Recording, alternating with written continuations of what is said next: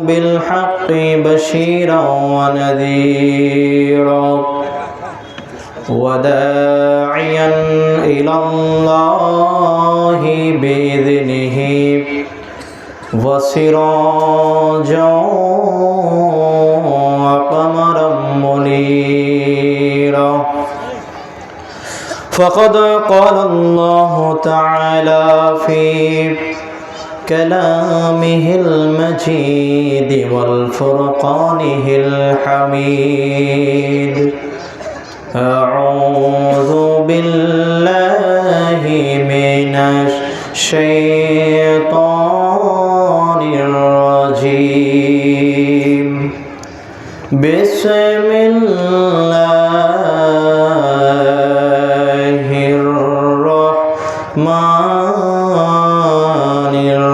الرحيم فقل تعالوا ندعو أبناءنا وأبناءكم ونساءنا ونساءكم وأنفسنا وأنفسكم ثم نبتهل فنجعل لعنة الله على الكاذبين وقال تعالى في شان حبيبه صلى الله عليه وسلم إن الله وملائكته يصلون على النبي يا أيها الذين آمنوا صلوا عليه وسلموا تسليما اللهم صل على سيدنا مولانا محمد وعلى آل سيدنا حبيبنا محمد اللهم صل على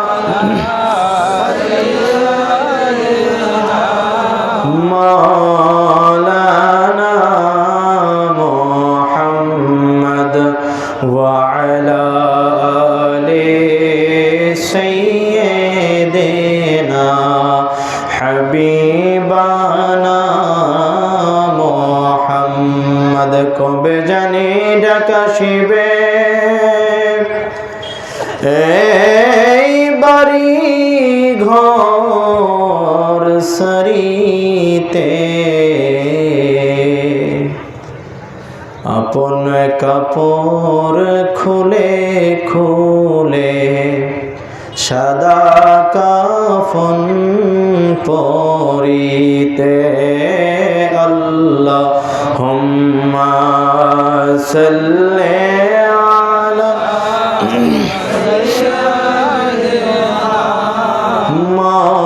مولانا محمد وعلى آل سيدنا حبيبنا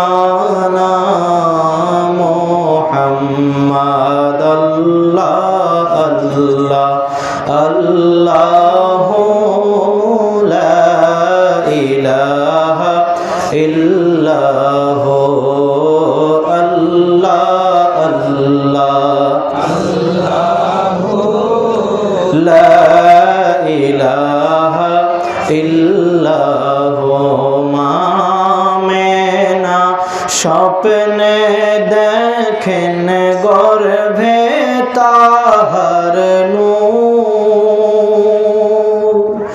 মামেনা স্বপ্নে দেখেন গর্ভে তাহার নূর আর সেই নূরেরই নাম রাখিলেন সেই নূরেরই নাম রাখিলেন মুহাম্মদ রাসূল নবীজি আল্লাহ আল্লাহ আল্লাহু লা ইলাহা ইল্লাহু আল্লাহ আল্লাহ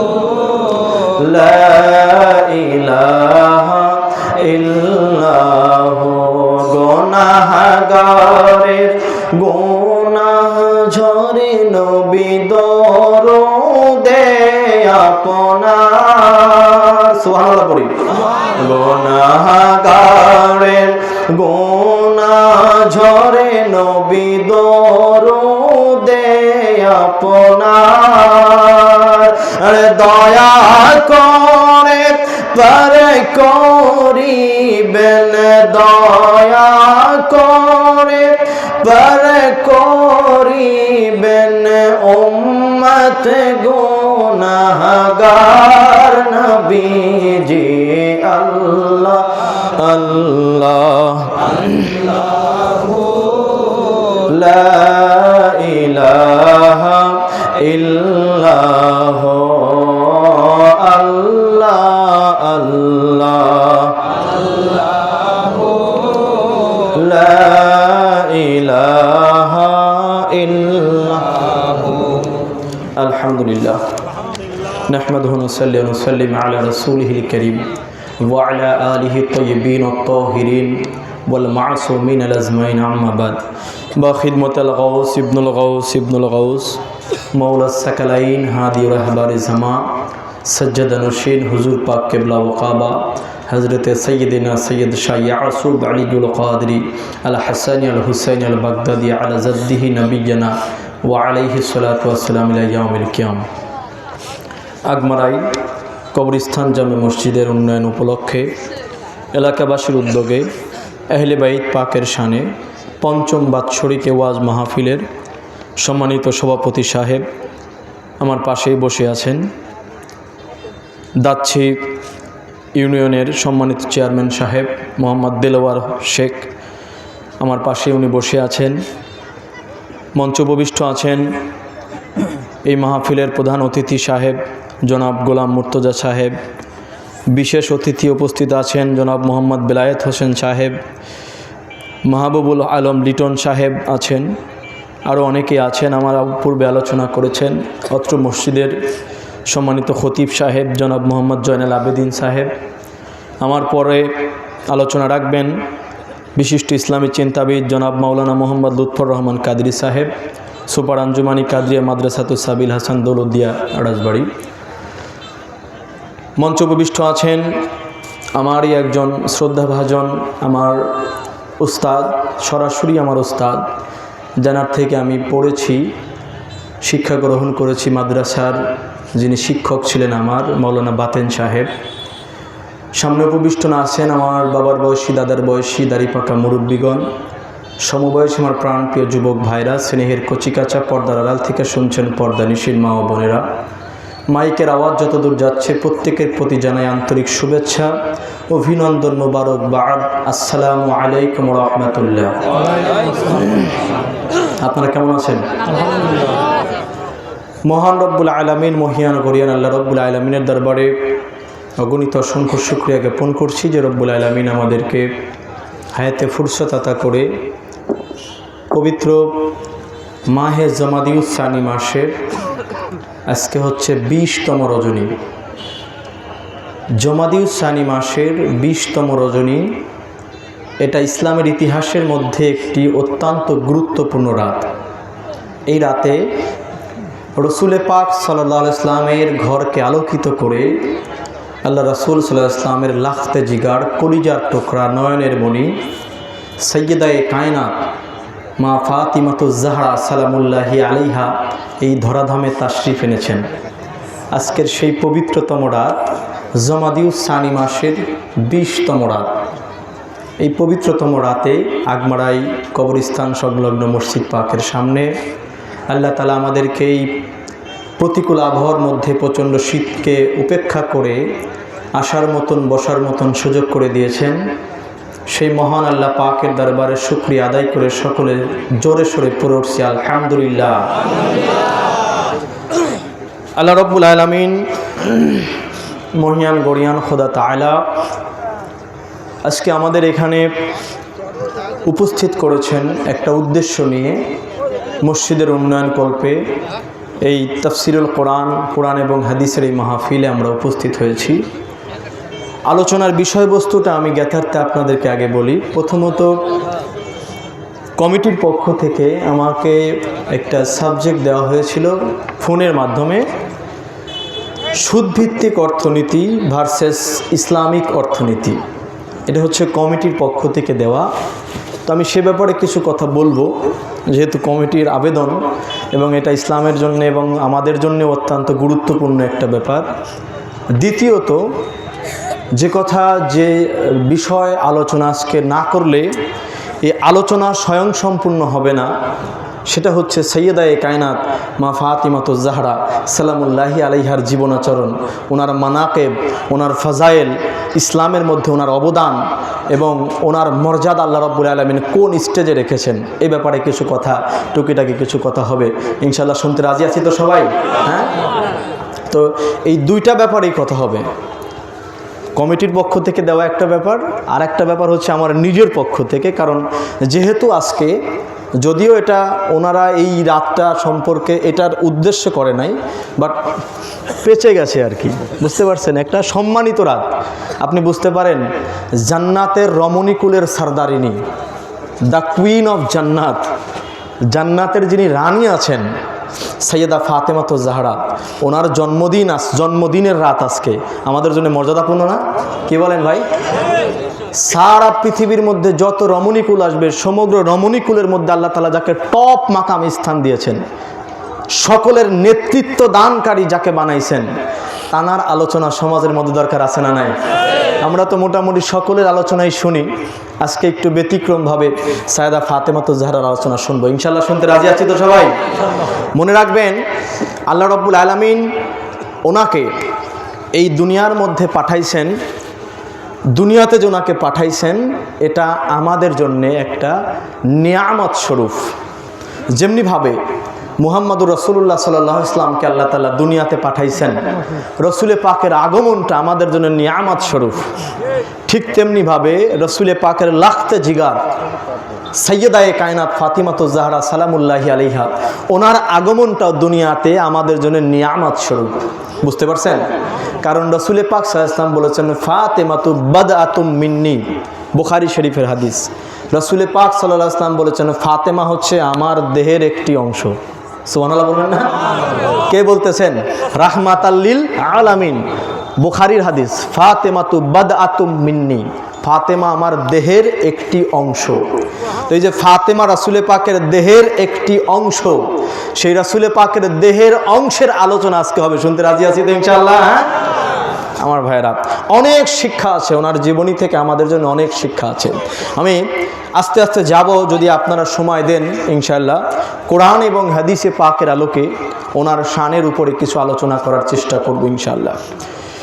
প্রথমত আমি কোরআনে পাকের একটা আয়াত আপনাদের সামনে তুলে ধরি। সূরাতুল আহজাব আয়াত নম্বর 7। আল্লাহ তাআলা বলছেন ওয়াইজ আখাযনা মিনান নাবিয়্যিনা মিসাকাকুম ওয়া মিনকা ওয়া মিন নূহি ওয়া ইব্রাহিমা ওয়া মূসা ওয়া ঈসা ইবনে মারইয়ামা ওয়া আখাযনা মিনহুম মিসাকান গালিযা।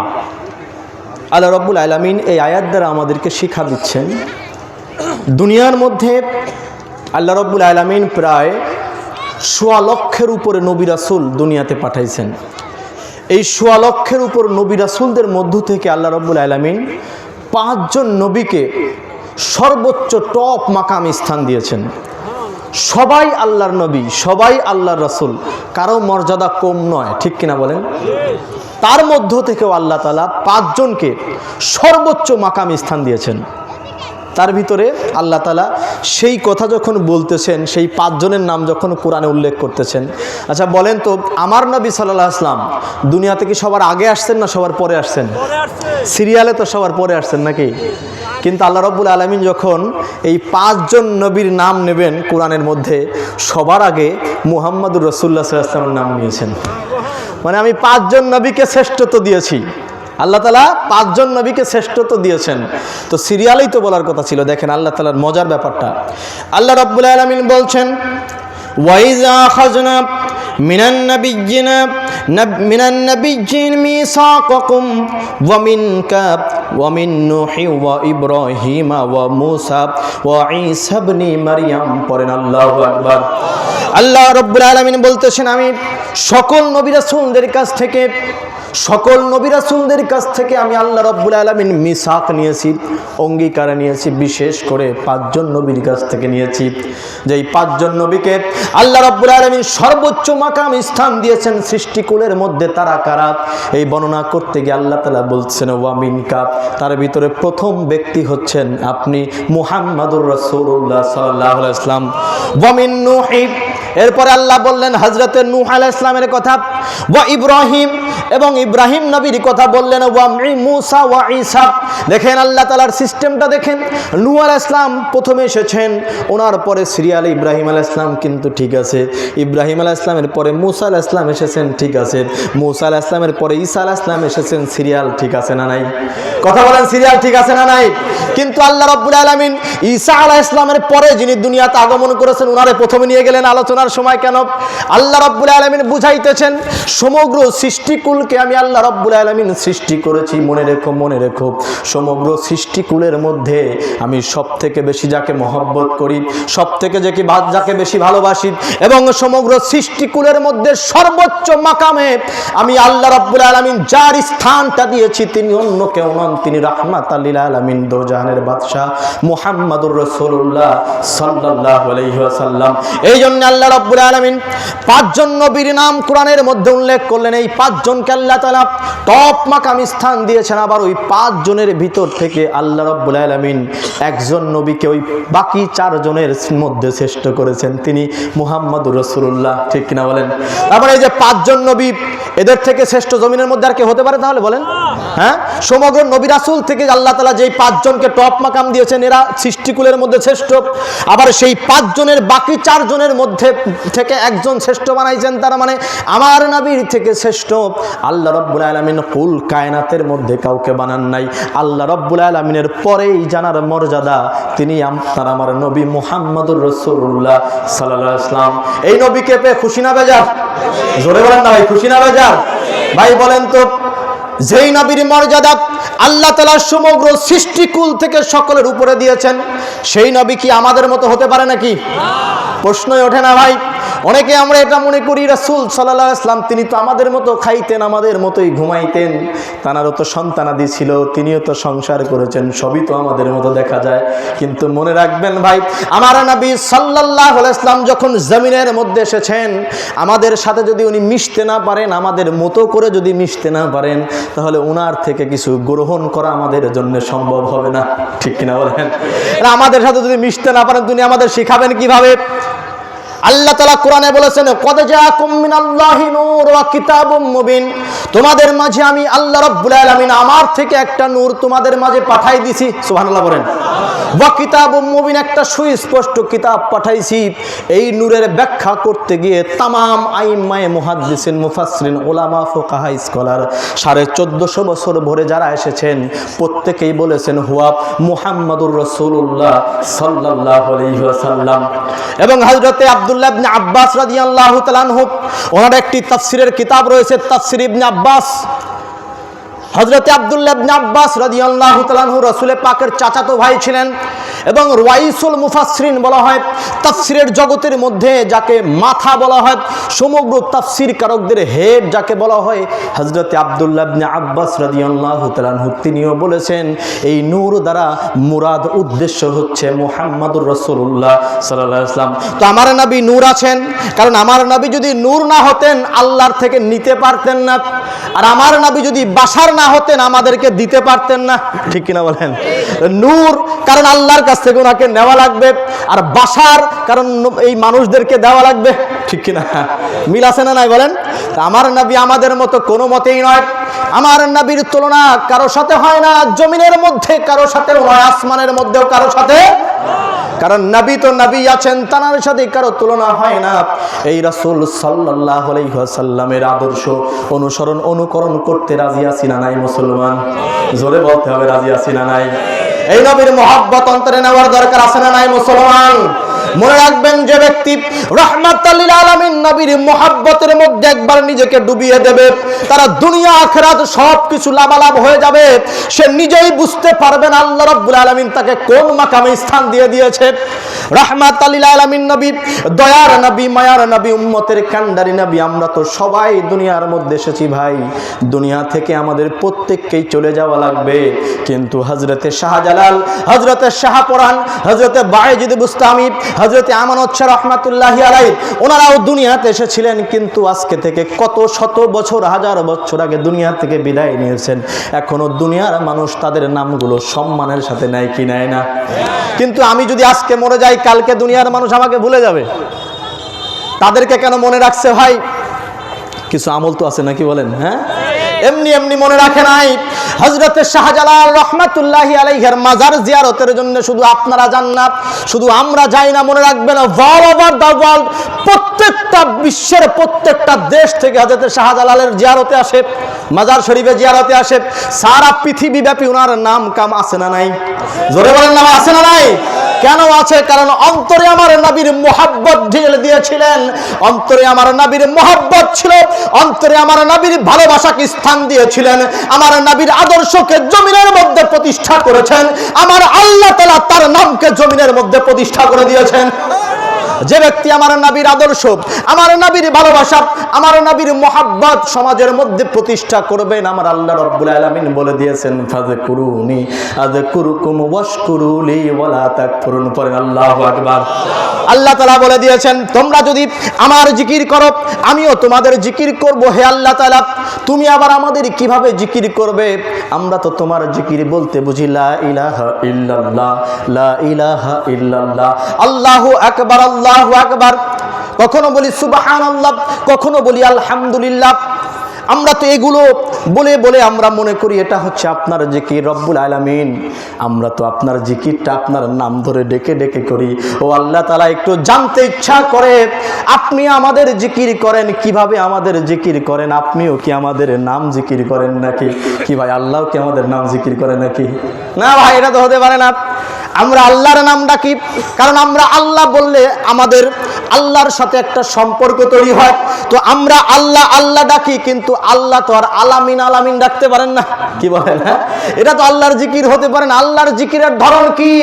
রাসূল পাক সাল্লাল্লাহু আলাইহি ওয়াসাল্লাম সহিহুল মুসলিম শরীফের মধ্যে হাদিস এসেছে, আল্লাহর রাসূল সাল্লাল্লাহু আলাইহি ওয়াসাল্লাম বলতেছেন, হযরত আবু হুরায়রা রাদিয়াল্লাহু তাআলা আনহু হাদিসখানা বর্ণনা করেছেন। এটা কোরআন শরীফে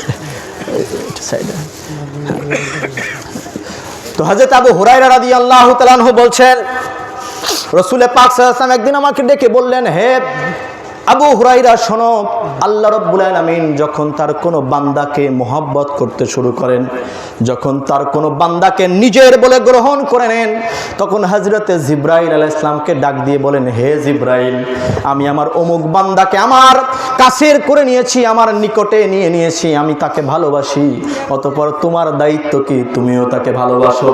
হযরতে জিবরাইল আলাইহিস সালাম তাকে ভালোবাসতে শুরু করেন, সহিহ মুসলিম শরীফের হাদিস। অতঃপর হযরত জিবরাইল আলাইহিস সালামকে নির্দেশ দেওয়া হয় সারা আসমানবাসীর মধ্যে এলান করে দেওয়া হয় সকলের মধ্যে, আল্লাহ রাব্বুল আলামিন তার অমুক বান্দাকে নিজের কাছের করে নিয়েছেন, বন্ধু বানায় নিয়েছেন, এবার তোমরাও তাকে নিজের কাছের করে নাও, বন্ধু বানায় নাও। রাসূলে পাক বলতেছেন, অতঃপর সমগ্র আসমানবাসী আল্লাহর সেই বান্দাকে ভালোবাসতে শুরু করে দেন। অতঃপর আল্লাহ রাব্বুল আলামিন তারপরে তার কুদরতি শক্তি দ্বারা ফেরেশতাদের মাধ্যম দিয়ে এই জমিনের মধ্যে আল্লাহর সেই পেয়ারা বান্দার মোহাব্বতকে মানুষের অন্তরের মধ্যে সেট করতে থাকেন। বলেন সুবহানাল্লাহ। তাহলে এই হাদিস দ্বারা আমরা কি বুঝতে পারলাম ভাই? যখন আপনি আল্লাহকে ডাকবেন, আল্লাহর নাম জমিনের মধ্যে প্রতিষ্ঠা করবেন, আল্লাহ রাব্বুল আলামিন আপনার নামটা দায়িত্ব নিয়ে জমিনের মধ্যে প্রতিষ্ঠা করবে। ঠিক কিনা বলেন? এটা আল্লাহর সুন্নাত। এই জন্য ফাযকুরুনি আযকুরুকুম বলে আল্লাহ তাআলা এটা বোঝাচ্ছেন, তুমি যদি আমার নাম একবার নাও, আমি তোমার নাম 10 বার নেব। মানে কি? আপনি দুনিয়াতে থেকে আল্লাহর নাম একবার প্রতিষ্ঠা করবেন, কিয়ামত পর্যন্ত আপনার নাম আমার আল্লাহ রাব্বুল আলামিন দায়িত্ব নিয়ে মানুষের মধ্যে প্রতিষ্ঠা করতে থাকবেন। ঠিক কিনা বলেন? হ্যাঁ, এখন আমরা যদি হযরত শাহজালালের নাম নাও নেই, বলেন আল্লাহ তাআলা ওনার নাম প্রতিষ্ঠা করছেন না জমিনের মধ্যে? কি বলেন? আরে আপনার আমার মতো 2-4 জন লোক ওনাদের নাম না নিলে কিছুই যায় না, কারণ আল্লাহ তাআলা ওনার নাম জমিনের মধ্যে প্রতিষ্ঠা করে দিয়েছেন। মানে ব্যাপারটা আমি যেটা বোঝাতে যাচ্ছিলাম সেটা হলো এই, দুনিয়াতে তো আমরা সবাই আসি ভাই, আমিও এসেছি, ইনিও এসেছেন, আপনারাও এসেছেন, সবাই দুনিয়া থেকে একসময় চলে যাব। বাট দুনিয়া থেকে চলে যাওয়ার পর সমাজের মানুষ, দেশের মানুষ 10 জন তাকে কতদিন মনে রাখতেছে, এটার উপরে নির্ভর করে দুনিয়াতে তার জীবনটা কেমন চলেছে। কিছু কিছু মানুষ দুনিয়া থেকে বিদায় নেওয়ার পর দেখবেন, অনেক মানুষ, যদিও এটা বলা কখনো উচিত নয়, কিন্তু বলে ফেলে যে মরছে তো বাঁচা গেছে। কথা বলেন না কেন? আছে না? নাই?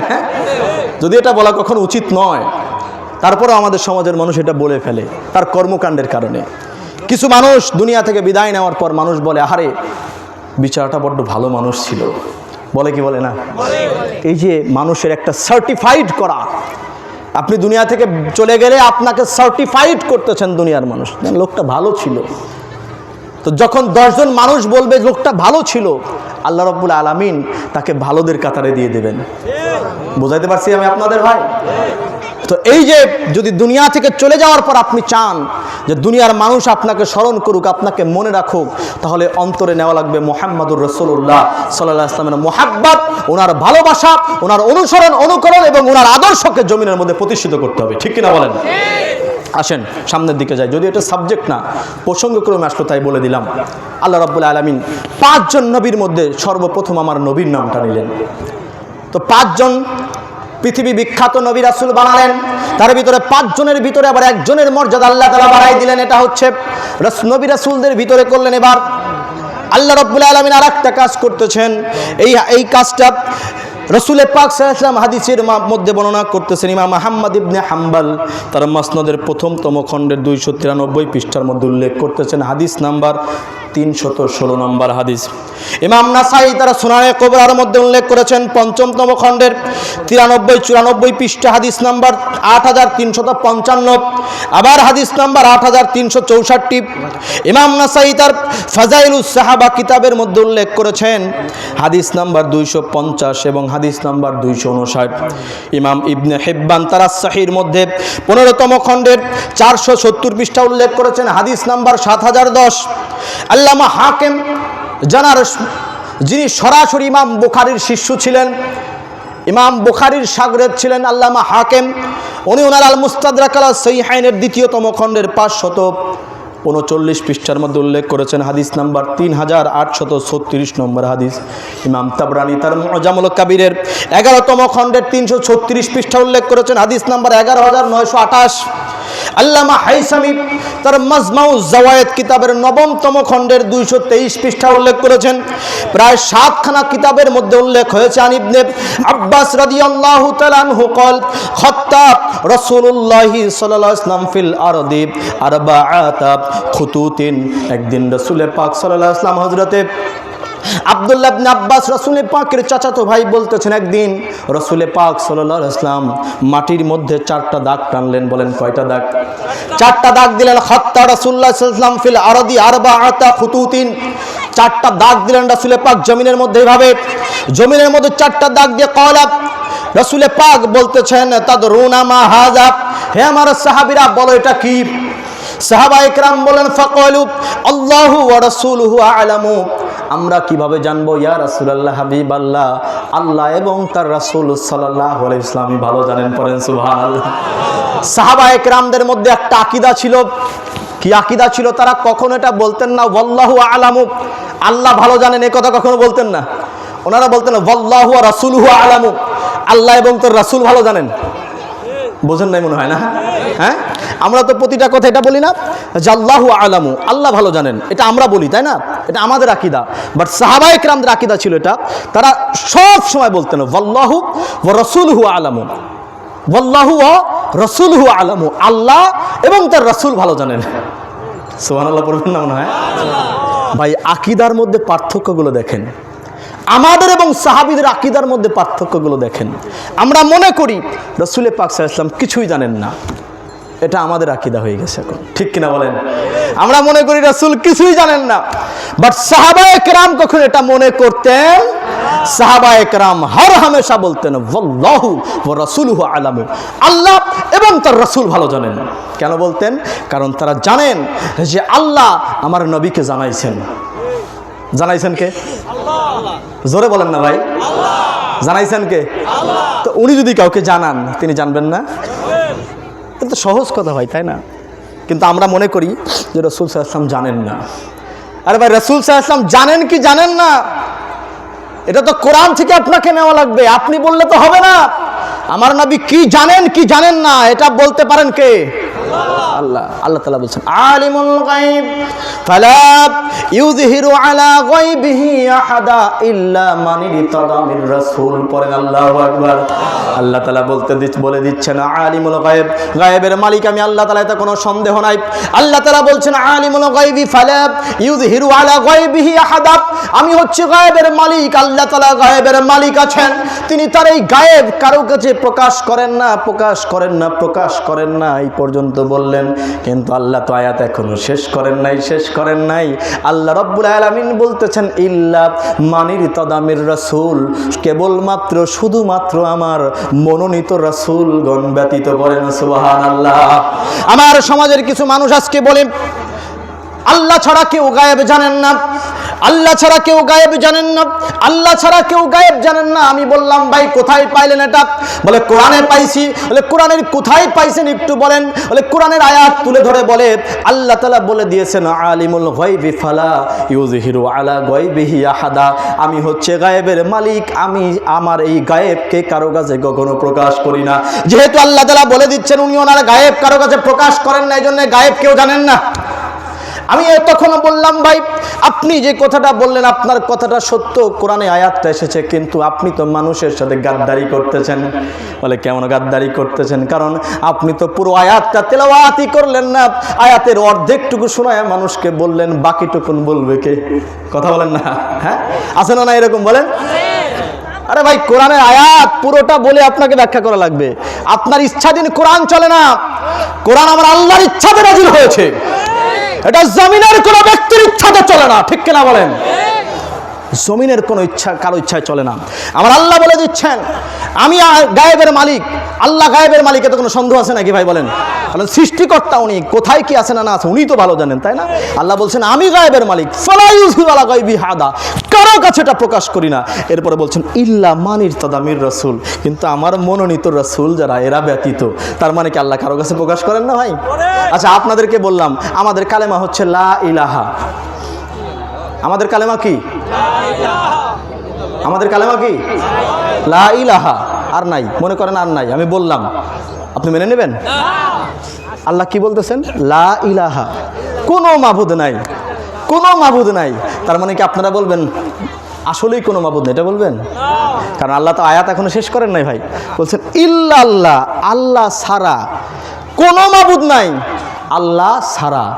আল্লাহ তাআলার সিস্টেম হচ্ছে এটা, আল্লাহ রাব্বুল আলামিন যে কোনো কিছু শুরু করেন নেগেটিভ দিয়ে, শেষ করেন পজিটিভ দিয়ে। এটা আল্লাহ তাআলার সিস্টেম, বুঝতে পারছেন? এখানেও বলছেন ফালা ইউযহিরু আলা গায়বিহি আহাদা, আমি আমার গায়েব কারো কাছে প্রকাশ করি না। এই যে করি না বলে দিলেন। এর বলছেন ইল্লা মান ইরতাদা মির রাসূল, আমার মনোনীত রাসূলগণ ব্যতীত। তার মানে আল্লাহ তাআলা যাকে ইচ্ছা চান তার কাছে গায়েব প্রকাশ করে থাকেন, ঠিক কিনা বলেন? আমি কি বুঝাইতে পারছি আপনাদের? তার মানে এই কথার এটা আমার মিনিং করা যাবে না যে আল্লাহ তাআলা কারো কাছে গায়েব প্রকাশ করেন না। আল্লাহ রাব্বুল আলামিন নিজেই তো বলতেছেন ইল্লা মানির তাদা মির রাসূল, আমার রাসূলগণ ব্যতীত। রাসূলগণ বলেছেন আল্লাহ তাআলা, অনেক রাসূল। বলেন তো সব রাসূলের শ্রেষ্ঠ রাসূলকে? তো ভাই শুধু আমার নবী না, অন্যান্য নবী রাসূলরাও জানেন। তারা এই গায়েবের সংবাদগুলো মানুষের কাছে দিয়েছেন, জানাইছেন কে? কথা বুঝতে পারছেন? তো এই জন্য আয়াত কখনো অর্ধেক তেলাওয়াত করা যাবে না। অর্ধেক তেলাওয়াত করলে এটা মানুষের সাথে গাদ্দারি করা হয়, মানুষের ঈমান নিয়ে সিনিমিনি খেলা হয়। কোরআনের অর্ধেক আয়াত পড়ার কোনো অধিকার আল্লাহ রাব্বুল আলামিন আমাদেরকে দেন নাই। পুরোটা পড়ে মানুষকে বোঝানো লাগবে, বুঝতে পারছেন? আসেন এবার যেখানে যাচ্ছিলাম, রাসূল পাক সাল্লাল্লাহু আলাইহি ওয়াসাল্লাম বললেন, চারটা দাগ দিলেন। চারটা দাগ দিয়ে সাহাবায়ে কেরামদেরকে বললেন, বলো এই চারটা দাগ দিয়ে তোমরা কি বুঝতেছো? বলে আল্লাহু ওয়া রাসূলুহু আলামু, আল্লাহ জানেন এবং তার রাসূল জোরে বলেন না ভাই, রাসূল জানেন সাল্লাল্লাহু আলাইহি ওয়াসাল্লাম। এবার রাসূল পাক সাল্লাল্লাহু আলাইহি ওয়াসাল্লাম বলছেন, ফাকালা আফদালু নিসাই আহলিল জান্নাতি খাদিজাতু বিনতু খুয়াইলিদ ওয়া ফাতিমা বিনতে মুহাম্মদ সাল্লাল্লাহু আলাইহি ওয়াসাল্লাম ওয়া আসিয়া ওয়া মারইয়াম। হযরতে রাসূল পাক সাল্লাল্লাহু আলাইহি ওয়াসাল্লাম চারজন রমণীর নাম উল্লেখ করলেন। আল্লাহ রাব্বুল আলামিন রাসূল পাক বললেন যে চারজন রমণীকে আল্লাহ রাব্বুল আলামিন সমগ্র নারী জাতির উপরে মর্যাদা দিয়েছেন। সেই চারজন রমণীর মধ্যে প্রথমে রাসূল পাক উল্লেখ করলেন ওনার সবথেকে আদরের, সবথেকে মুহাব্বতের, সবথেকে ভালোবাসার বিবি হযরতে মা খাদিজাতুল কুবরা সালামুল্লাহি আলাইহার কথা বললেন। এরপরে বললেন ওনার বেটি আজকে জানার শুভ জন্মদিন সাইয়্যিদায়ে কায়নাত মা ফাতেমাতুজ জাহরার কথা বললেন। এরপরে বললেন হযরতে মা আসিয়ার কথা। এরপরে হযরতে মা মরিয়ম আলাইহিস সালাতু ওয়াস সালামের কথা। কয়জনের কথা বললেন? রাসূল পাক বলেন এই চারজন মহিলাকে, রমণীকে আল্লাহ রাব্বুল আলামিন পৃথিবী শ্রেষ্ঠ করেছেন। পৃথিবীর যত রমণীকুল জমিনের মধ্যে আসবে সমগ্র রমণীকুলের মধ্যেই চারজনকে আল্লাহ রাব্বুল আলামিন টপ মাকামে দিয়েছেন।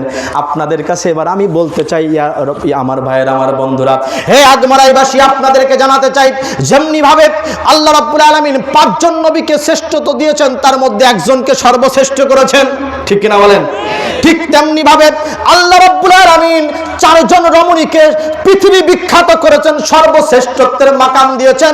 সেই চারজনের মধ্যে আবার একজনকে বাকি তিনজনের লিডার বানায় দিয়েছেন। পড়েন সুবহানাল্লাহ। যেই বাকি তিনজনেরও যিনি লিডার আছেন, যিনি তার নিজের মায়ের নেতৃত্ব দেবেন জান্নাতের মধ্যে, তিনি হচ্ছেন সাইয়্যিদায়ে কায়নাত মা ফাতিমাতুজ জাহরা সালামুল্লাহি আলাইহা। আল্লাহু আকবার বলেন। আমার ভাইরা, সব থেকে পৃথিবীর মধ্যে রমণী কুলের মধ্যে সর্বশ্রেষ্ঠত্বের মাকামে আল্লাহ রাব্বুল আলামিন যাকে দিয়েছেন তার নামটা যদি আমরা বলি তাহলে কি আমাদের গুনাহ হবে নাকি?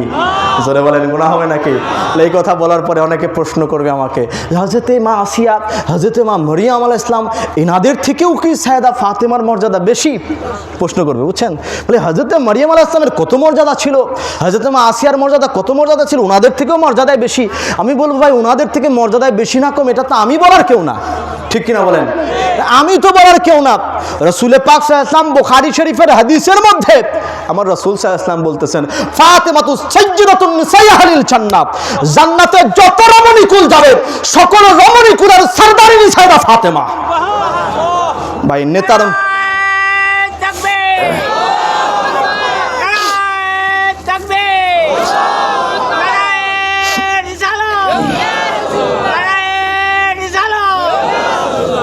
ভাই নেতার মর্যাদা বেশি নাকি সাগরেদের মর্যাদা বেশি? কথা বলে না, ভয় পাইতেছেন মনে হয় নাকি? হ্যাঁ, এই যে আমাদের স্টেজের মধ্যেও নেতা সাহেবরা বসে আছেন, এই যে পাশে বসে আছেন, এই পাশে বসে আছেন, তো এনাদের মর্যাদা বেশি নাকি এনাদের আন্ডারে যারা থাকে তাদের মর্যাদা বেশি? কথা বলেন না কেন? এখন নেতার থেকে যদি সাগরেদ বড় হয়ে যায় তাহলে তো মুশকিল, কি বলে না? গদি চালানো কষ্ট হয়ে যাবে যদি নেতার থেকে সাগরেদ বড় হয়ে যায়, কি বলে না? নেতার থেকে তো সাগরেদ বড় হওয়া যাবে না। তো সারা জান্নাতে যত রমণীকুল যাবে সমস্ত রমণীকুলের লিডার, দ্য কুইন অফ জান্নাত, জান্নাতের নেতৃত্ব দানকারী, জান্নাতের রানী যিনি, সাইয়্যিদায়ে কায়নাত মা ফাতিমাতুজ জাহরা সালামুল্লাহি আলাইহা। ওনার জীবনাচরণ, ওনার জিন্দেগি নিয়ে আলোচনা আমাদের সমাজের মধ্যে দরকার আছে না নাই? নারী জাতির যতগুলো আদর্শ দরকার, কন্যা হিসাবে হোক, স্ত্রী হিসাবে হোক, হ্যাঁ, কন্যা হিসাবে হোক, স্ত্রী হিসাবে হোক, মা হিসাবে হোক, যে কোনো দিক থেকে বলেন আল্লাহ রাব্বুল আলামিন পরিপূর্ণতা দিয়ে সাইয়েদা ফাতেমাকে জমিনের মধ্যে পাঠাইছেন। আজ আমার সমাজের নারী জাতিরা তো অধঃপতন কেন? আজ আমার সমাজের নারী জাতির মধ্যে এত অধঃপতন কেন হয়েছে? কারণ এই নারী জাতি জীবনে কোনোদিন সাইয়েদা ফাতেমার জীবনী খুলে দেখে নাই। কথা বলতে হবে ভাইরা। যদি কোন নারী জাতি সাইয়েদা ফাতেমাতুজ জাহরার জীবনী খুলে দেখতো, জীবনে কোনোদিন সে রাস্তায় বেপর্দায় বের হতো না। কথা বলতে হবে। হ্যাঁ, আজ নারী জাতি যদি, আমার মা বোনেরা কষ্ট নেবেন না, সাইয়েদা ফাতেমা হচ্ছে আপনাদের জিন্দেগির, আমি জানি অনেক মা বোনেরা এখানে আসেন, আমার কমিটির লোকজন বলেছে হ্যাঁ পুরুষদের থেকে মহিলারা বেশি হয়, তার মানে মা বোনরা তো শুনতেছেন তাই না? হ্যাঁ, মা বোনদের জন্য বলি, আপনাদের জিন্দেগির সব থেকে শ্রেষ্ঠ আদর্শিনী সাইয়্যিদায়ে কায়নাত মা ফাতেমাতুজ জাহরা, শ্রেষ্ঠ আদর্শিনী মেয়ে হিসাবে, শ্রেষ্ঠ আদর্শিনী স্ত্রী হিসাবে। আল্লাহু আকবার। 70 তালি দিয়ে একটা পড়ছেন, কাপড় পরছেন। জীবনে কোনোদিন হযরতে আলীকে বলেন নাই মাওলা আপনি তো আমাকে একটা নতুন কাপড় কিনে দেন না। আদর্শ আছে না নাই? আপনারা মনে হয় কষ্ট নিচ্ছেন ভাই, এই আলোচনাগুলো মনে হয় সমাজে দরকার নাই। আমি যদি বলবো আপনাদের ভাই, এটা বলে দেই, অ্যাট দিস টাইম আমাদের বাংলাদেশের রমণী কুলদের জন্য এর থেকে শ্রেষ্ঠ আলোচনার কিছু হতে পারে না। কারণ আমার সমাজের নারী জাতি আজকে পথভ্রষ্ট হয়ে গেছে, উদাসীন হয়ে গেছে। Facebook, YouTube, Twitter, WhatsApp, TikTok আছে না নাই? হে রমণী কুল, আপনাদেরকে আল্লাহ তাআলা বড্ড দামি করে বানাইছে, মহামূল্যবান করে বানাইছে। আপনাদেরকে প্রশ্ন করতে চাই, আপনারা এখানে যারা আছেন ভাই, আপনার বাড়িতে যে স্বর্ণ রৌপ্য থাকে এটা আপনারা কোথায় রাখেন? বারান্দায় ঝুলায় রাখেন? হ্যাঁ, বারান্দায় ঝুলায় রাখেন নাকি কি বলে যে আপনার ওটা কি বলে যে উঠানের মধ্যে রেখে দেন মনে হয় নাকি? যে কেউ আসবে দেখবে ওটা ছুঁয়ে চলে যাবে, এমন সুযোগ নাই। যেহেতু ওটা দামি জিনিস, কোথায় রাখা হয়? সিন্দুকের মধ্যে আটকায় রাখা হয়। আজ আমার মা বোনের অনেকে মনে করেন যে নারী জাতি আমাদেরকে কেন আজকে বাইরে যেতে পারবো না, আমরা কেন আমরা আমাদের চেহারা দেখাতে পারবো না, কেন আমরা রাস্তা দিয়ে ঘুরতে পারবো না, এটা অনেকে মনে করে কিনা বলেন? আমি আপনাদের বলতে চাই ভাই, আল্লাহ রাব্বুল আলামিন আপনাদেরকে সব থেকে কিমতি করে বানাইছেন, দামি করে বানাইছেন। এই জন্য আল্লাহ রাব্বুল আলামিন আপনাদেরকে আটকায়া রাখছেন সিন্দুকের মধ্যে। কথা বলতে হবে ভাই। হ্যাঁ, বাট আমার মা বোনেরা আজকে এটা বুঝতে চান না, ওনারা এটার উল্টো মিনিং করেন, বুঝতে পারছেন? বাট নারী জাতির মর্যাদা ইসলামই সর্বপ্রথম দিয়েছে, অন্য কোনো ধর্ম দেয় নাই। এবং এই নারী জাতির মর্যাদা দেওয়ার জন্য সাইয়েদা ফাতেমাতুজ জাহরা সালামুল্লাহি আলাইহার আদর্শের মধ্যে ঢুকতে হবে। রসুল পাক সাল্লাল্লাহু আলাইহি ওয়াসাল্লাম যেখানে যেতেন ফাতেমাকে নিয়ে যেতেন, যেখানে যেতেন ফাতেমাকে নিয়ে যেতেন, বুঝতে পারছেন? আমরা তো আমাদের কন্যাদেরকে, হ্যাঁ আমাদের মা বোনদেরকে, আমাদের স্ত্রীদেরকে নিতে চাই না অনেক সময়, তাই না? বলি যে না তুমি ঘরেই থাকো, পর্দা তো অবশ্যই অবশ্যই দরকার, তাই না? বাট দিনের শিক্ষা, ধর্মের শিক্ষা তো মা বোনদেরও দরকার আছে, বুঝতে পারছেন? এই জন্য নিয়ে আসতে হবে তাদেরকে। আমি আসতেছি সামনের দিকে, কষ্ট হচ্ছে আপনাদের? হ্যাঁ, দেখেন রসুল পাক সাল্লাল্লাহু আলাইহি ওয়াসাল্লাম সাইয়েদা ফাতেমাকে ওনার সাথে সাথে নিয়ে যেতেন, যেখানে যাইতেন নিয়ে যাইতেন। বাট নিয়ে যাইতেন সাইয়েদা ফাতেমাকে, কিন্তু আজব ব্যাপার হলো এটা ভাই, আজ পর্যন্ত কোনো ইতিহাসবিদ, কোনো ঐতিহাসিকগণ এটা লিখতে পারে নাই যে সাইয়েদা ফাতেমার হাইট কতটুকুন ছিল, উচ্চতা কতটুকুন ছিল, উনি বেটে ছিলেন না লম্বা ছিলেন, উনি মোটা ছিলেন না চিকনা ছিলেন, আজ পর্যন্ত কেউ এটা লিখতে পারে নাই। কারণ সাইয়েদা ফাতেমা যে রসুল পাকের সাথে যাইতেন, দুনিয়ার মানুষ বুঝতোই না যে এটা কে আসছে, পরিচয় তো দিতেন না, বুঝতে পারছেন ব্যাপারটা? ইনি হচ্ছেন সাইয়্যিদায়ে কায়নাত ফাতেমাতুজ জাহরা। মাত্র 17 থেকে 18 বছর, মতান্তর আছে 17 থেকে 18 বছরের জন্য জমিনের মধ্যে এসেছিলেন। আল্লাহ রাব্বুল আলামিন ওনাকে রসুল পাক সাল্লাল্লাহু আলাইহি ওয়াসাল্লামের জন্য একটা গিফট হিসাবে, উপহার হিসাবে আল্লাহ রাব্বুল আলামিন সাইয়েদা ফাতেমাকে দিয়েছিলেন। উপহার ছিলেন উনি রসুল পাকের জন্য, আল্লাহর পক্ষ থেকে একটা উপহার ছিলেন। যখন আমার নবী দুনিয়া থেকে চলে গেলেন, আমার নবী দুনিয়া থেকে যাওয়ার আগে সাইয়েদা ফাতেমাকে ডাকছেন, ফাতেমা এদিকে আসো। সাইয়েদা ফাতেমার কানে কানে আমার নবী কথা বলতেছেন, ফিস ফিস করে। সাইয়েদা ফাতেমা কেঁদে দিয়েছেন। রসুল পাক আবার ওনাকে ডাকলেন, কানে কানে ফিস ফিস করে কথা বললেন, উনি হেসে দিলেন। হযরত উম্মুল মুমিনিন আয়েশা সিদ্দিকা বলতেছেন, হে ফাতেমা, রসুলুল্লাহ তোমার কানে কি বললেন যে তুমি একবার কাঁদলা আবার হেসে দিলা? সাইয়েদা ফাতেমা বলতেছেন, আমার আব্বা জান আমাকে সংবাদ দিলেন, হে ফাতেমা আমি আর খুব বেশিক্ষণ জমিনের মধ্যে নাই, আমি তোমাদেরকে ত্যাগ করে চলে যাচ্ছি। আমি তখন কাঁদতেছিলাম। পর মুহূর্তে আমার আব্বাজান আমাকে ডেকে বলতেছেন, হে ফাতিমা, তুমি চিন্তা করো না, আমি তোমাকে রেখে যাইতেছি না। আমার আত্মীয় স্বজনের ভিতর থেকে, আমার কাছের লোকদের ভিতর থেকে সর্বপ্রথম তুমি আমার সাথে সাক্ষাৎ করতেছো। মাত্র 6 মাসের ব্যবধান। রসুলে পাক সাল্লাল্লাহু আলাইহি ওয়াসাল্লাম রবিউল আউয়াল মাসের 12 তারিখে জমিন থেকে পর্দা গ্রহণ করেছেন, শরীয়ত থেকে পর্দা গ্রহণ করেছেন সাইয়্যিদায়ে কায়নাত ফাতেমাতুজ জাহরা। সেই হিজরিতেই, সেই হিজরিতেই সাইয়্যিদায়ে কায়নাত ফাতেমাতুজ জাহরা রমজান মাসের 3 তারিখে উনিও দুনিয়া থেকে পর্দা গ্রহণ করেছেন। মাত্র 6 মাস রসুলে পাক সাইয়্যিদা ফাতেমাকে জমিনের মধ্যে রেখে গেছিলেন আমানত হিসেবে, যে আল্লাহ তাআলা আমার বেটিকে আমার কাছে দিয়েছেন। উম্মে আবিহা, যিনি ছিলেন তার নিজের পিতার মা, রসুলে পাক যাকে মা সম্বোধন করতেন। আরে রাহমাতাল লিল আলামিন নবীর মা মানে আমাদেরও মা। কথা বলেন না কেন ভাই? আমার নবী যাকে মা বলে সম্বোধন করেছেন, আমরা পারবো না? এটা নিয়ে অনেকে তর্ক বিতর্ক করেন, বুঝছেন, সম্পর্কের জের টানেন। নেভার নেভার সাইয়্যিদা ফাতেমাকে মা বলে সম্বোধন করা এটা রাসূল পাকের সুন্নাত। ওনাকে মা বলে সম্বোধন করা রাসূল পাকের সুন্নাত। আপনি এটা বলতে পারেন, তাহলে ওনার আম্মা হযরতে খাদিজাতুল কুবরাকেও তো মা বলি, তো ওনার মারেও মা বলবো, ওনারেও মা বলবো, কেমন হয়ে যায়? আমি বলবো, ভাই ওনার সাথে তো আপনার কোনো রক্তের সম্পর্ক নেই, আছে নাকি বলেন? হ্যাঁ, উনি তো আপনার বংশের কেউ না যে ওনার সাথে সম্পর্কের জের টানতে হবে আপনার। রাসূল পাক ওনাকে মা বলেছেন, এজন্য আমরা ওনাকে মা বলি। কথা কি বুঝতেছেন? আমার মাইন্ড করতেছেন মনে হয় আপনারা নাকি? আসেন সামনের দিকে যাই। আল্লাহর নবী সাল্লাল্লাহু আলাইহি ওয়াসাল্লাম নারী জাতির মর্যাদা বোঝানোর জন্য সাইয়্যিদা ফাতেমাকে আদর্শিনী হিসাবে দাঁড় করালেন। আমি যে আয়াতটা প্রথমে তেলাওয়াত করেছিলাম সেই আয়াতের দিকে চলে যাই। সূরার নাম সূরা আলে ইমরান, 61 নম্বর আয়াত। খ্রিস্টানরা রাসূল পাক সাল্লাল্লাহু আলাইহি ওয়াসাল্লামের সাথে আসলেন, তার সাথে এসে মোকাবেলা করতে লাগলেন। হযরত ঈসা আলাইহিস সালামকে নিয়ে বিভিন্ন ধরনের প্রশ্ন আমার নবীর কাছে করতে লাগলেন। আল্লাহ তাআলা একে একে জবাব দিতে লাগলেন, একে একে জবাব দিতে লাগলেন। তারা আল্লাহর পুত্র হিসেবে সম্বোধন করল ঈসা নবীকে। আমার আল্লাহ তাআলা আমার নবীকে শিখাই দিলেন, ইয়া রাসূলুল্লাহ, আপনি বলেন সে আল্লাহর পুত্র ছিলেন না, সে একজন নবী ছিলেন, একজন রাসূল ছিলেন, বলে দেন। আল্লাহ তাআলা কোরআনের আয়াত নাজিল করতেছে, আমার নবী আস্তে আস্তে প্রকাশ করতেছেন। প্রকাশ করতে করতে এমন একটা পর্যায়ে চলে গেল, কোনোভাবে খ্রিস্টানরা কোরআনের আয়াতকে আর মানতে রাজি হলো না। সেই মুহূর্তে আল্লাহ রাব্বুল আলামিন কোরআনের আয়াত নাজিল করে দিয়ে আমার নবীকে বললেন, ইয়া রাসূলুল্লাহ হাবিবাল্লাহ, ফাকুল তাআলাউ নাদউ আবনাআনা ওয়া আবনাআকুম ওয়া নিসাআনা ওয়া নিসাআকুম ওয়া আনফুসানা ওয়া আনফুসাকুম সুম্মা নাবতাহিল ফানাজআল লা'নাতাল্লাহি আলাল কাযিবিন। জোরে বলা যাবে কিনা আল্লাহু আকবার। আল্লাহ রাব্বুল আলামিন আমার নবীকে ডাক দিলেন, ইয়া রাসূলুল্লাহ, ইয়া হাবিবাল্লাহ, কোরআনের আয়াত দিয়ে দিয়ে আপনি তাদেরকে বুঝালেন, অনেক বুঝালেন, কিন্তু তারা বুঝ মানলো না। বুঝ যখন মানলো না, এবার আল্লাহ তাআলা আহলে বাইতকে পাঠানোর কথা বলতেছেন। আমার ভাইয়ের, আমার বন্ধুরা, যেখানে কোরআন ফেল করে যায় সেখানে আল্লাহ আহলে বাইত পাঠায়া দেয়। জোরে বলা যাবে না আল্লাহু আকবার। কোরআনে আল্লাহ তাআলা আয়াত নাজিল করতেছেন একের পর এক।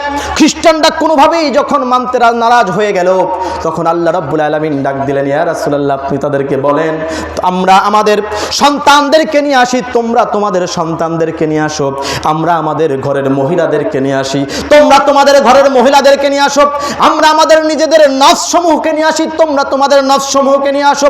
সুম্মা নাবতাহিল, অতঃপর আমাদের মধ্যে একটা মুবাহেলা হয়ে যাক, একটা মোকাবেলা হয়ে যাক, একটা ফাঁকা ময়দানের মধ্যে। মুবাহেলা কাকে বলে? দুই দল এক জায়গাতে দাঁড়ায়া আল্লাহর সামনে আল্লাহর কাছে হাত তুলে মোনাজাত করা, রব্বুল আলামিন আমাদের মধ্যে যারা মিথ্যাবাদী আছে তুমি তাদেরকে ধ্বংস করে দাও, এটাকে বলা হয় মুবাহেলা। আল্লাহ তাআলা শিখায়া দিলেন, আমার নবী তাদেরকে ডাকলেন, রাসূল পাক সাল্লাল্লাহু আলাইহি ওয়াসাল্লাম একটা ডেট দিলেন, নির্ধারিত ডেট দিলেন, যেই দিন মুবাহেলা হবে। খ্রিস্টানরা হাজার হাজার খ্রিস্টানরা একে একে করে দল বেঁধে মাঠে ময়দানের মধ্যে আসতে লাগলো। আমার নবী ফজরের নামাজ পড়ে সাথে মাত্র 4 জন ব্যক্তিকে নিয়ে আমার নবী রওনা দিলেন। বলেন কয়জন ব্যক্তি? জোরে বলতে হবে, কয়জন ব্যক্তি? পৃথিবীর বিখ্যাত এ পর্যন্ত যত তাফসিরের কিতাব আছে, প্রত্যেকটা তাফসিরের কিতাব খোলেন, তাফসিরে জালালাইন, তাফসিরে কুতুবী, তাফসিরে মাঝহারি, তারপরে তাফসির ইবনে কাসির, যত বড় বড় তাফসিরের কিতাব আছে খোলেন, একই বর্ণনা সব জায়গায় পাবেন, বর্ণনার মধ্যে কোনো চেঞ্জ নাই। রাসূল পাক সাল্লাল্লাহু আলাইহি ওয়াসাল্লাম 4 জনকে নিলেন, আবনা আনা, আমাদের সন্তানদেরকে আমরা নিয়ে আসি।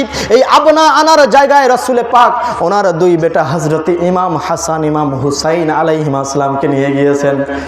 ওয়ানিসা আনা ওয়ানিসা আকুম, আমাদের ঘরের মহিলাদেরকে নিয়ে আসি, তোমাদের ঘরের মহিলাদেরকে নিয়ে আসি। মহিলার জায়গায় রাসূলে পাক একজনকে নিয়ে গেছেন, তিনি আর কেউ নন, সাইয়্যিদায়ে কায়নাত মা ফাতিমাতুজ জাহরা। এরপরে ওয়াংফুসানা ওয়াংফুসাকুম, আল্লাহ রাব্বুল আলামিন বলেন আমাদের নিজেদের নফসমূহকে নিয়ে যাই, তোমরা তোমাদের নফসমূহকে নিয়ে আসো। রাসূলে পাক এই নফসের জায়গায় একজনকে নিয়ে গেছেন, তিনি মাওলায়ে কায়নাত শেরে খোদা হযরতে আলী। পড়েন আল্লাহু আকবার। কয়জনকে নিছেন? বুঝতেছেন আমার কথা? এই যে আলোচনা মাত্র শুরু হচ্ছে, বুঝতে পারছেন? এখনো কিন্তু মূল আলোচনায় ঢুকছিলাম না, যে এখন ঢুকে যাচ্ছে আস্তে আস্তে। রাসূলে পাক 4 জনকে নিয়ে গেলেন। কয়জনকে? আচ্ছা বলেন, রাসূলে পাকের সাহাবায়ে কেরাম কম ছিল? হ্যাঁ, বিদায় হজের ভাষণে 1.25 লক্ষের উপরে সাহাবী রাসূলে পাকের সামনে হাজির। এত সাহাবী রাসূলে পাকের, আল্লাহ রাসূল সাল্লাল্লাহু আলাইহি ওয়াসাল্লাম মুবাহালার ময়দানে যাচ্ছেন, দোয়া করবেন। ভাই দোয়া করার জন্য তো লোক বেশি দরকার হয় কিনা বলেন? খ্রিস্টানরা দল বল বেঁধে চলে আসতেছে, আমার নবী মাত্র 4 জনকে নিয়ে গেছেন। 4 জনকে নিয়ে গেলেন। তার ভিতরে 2 জনকে নিলেন হাসনাইনে কারিমাইন। হ্যাঁ, কোনো বর্ণনা এসেছে ইমাম হুসাইন আলাইহিস সালাম তখন এত ছোট ছিলেন, রাসূলে পাক ওনাকে কোলে করে নিয়ে যাচ্ছিলেন, আর ইমাম হাসানের হাত ধরে নিয়ে যাচ্ছিলেন।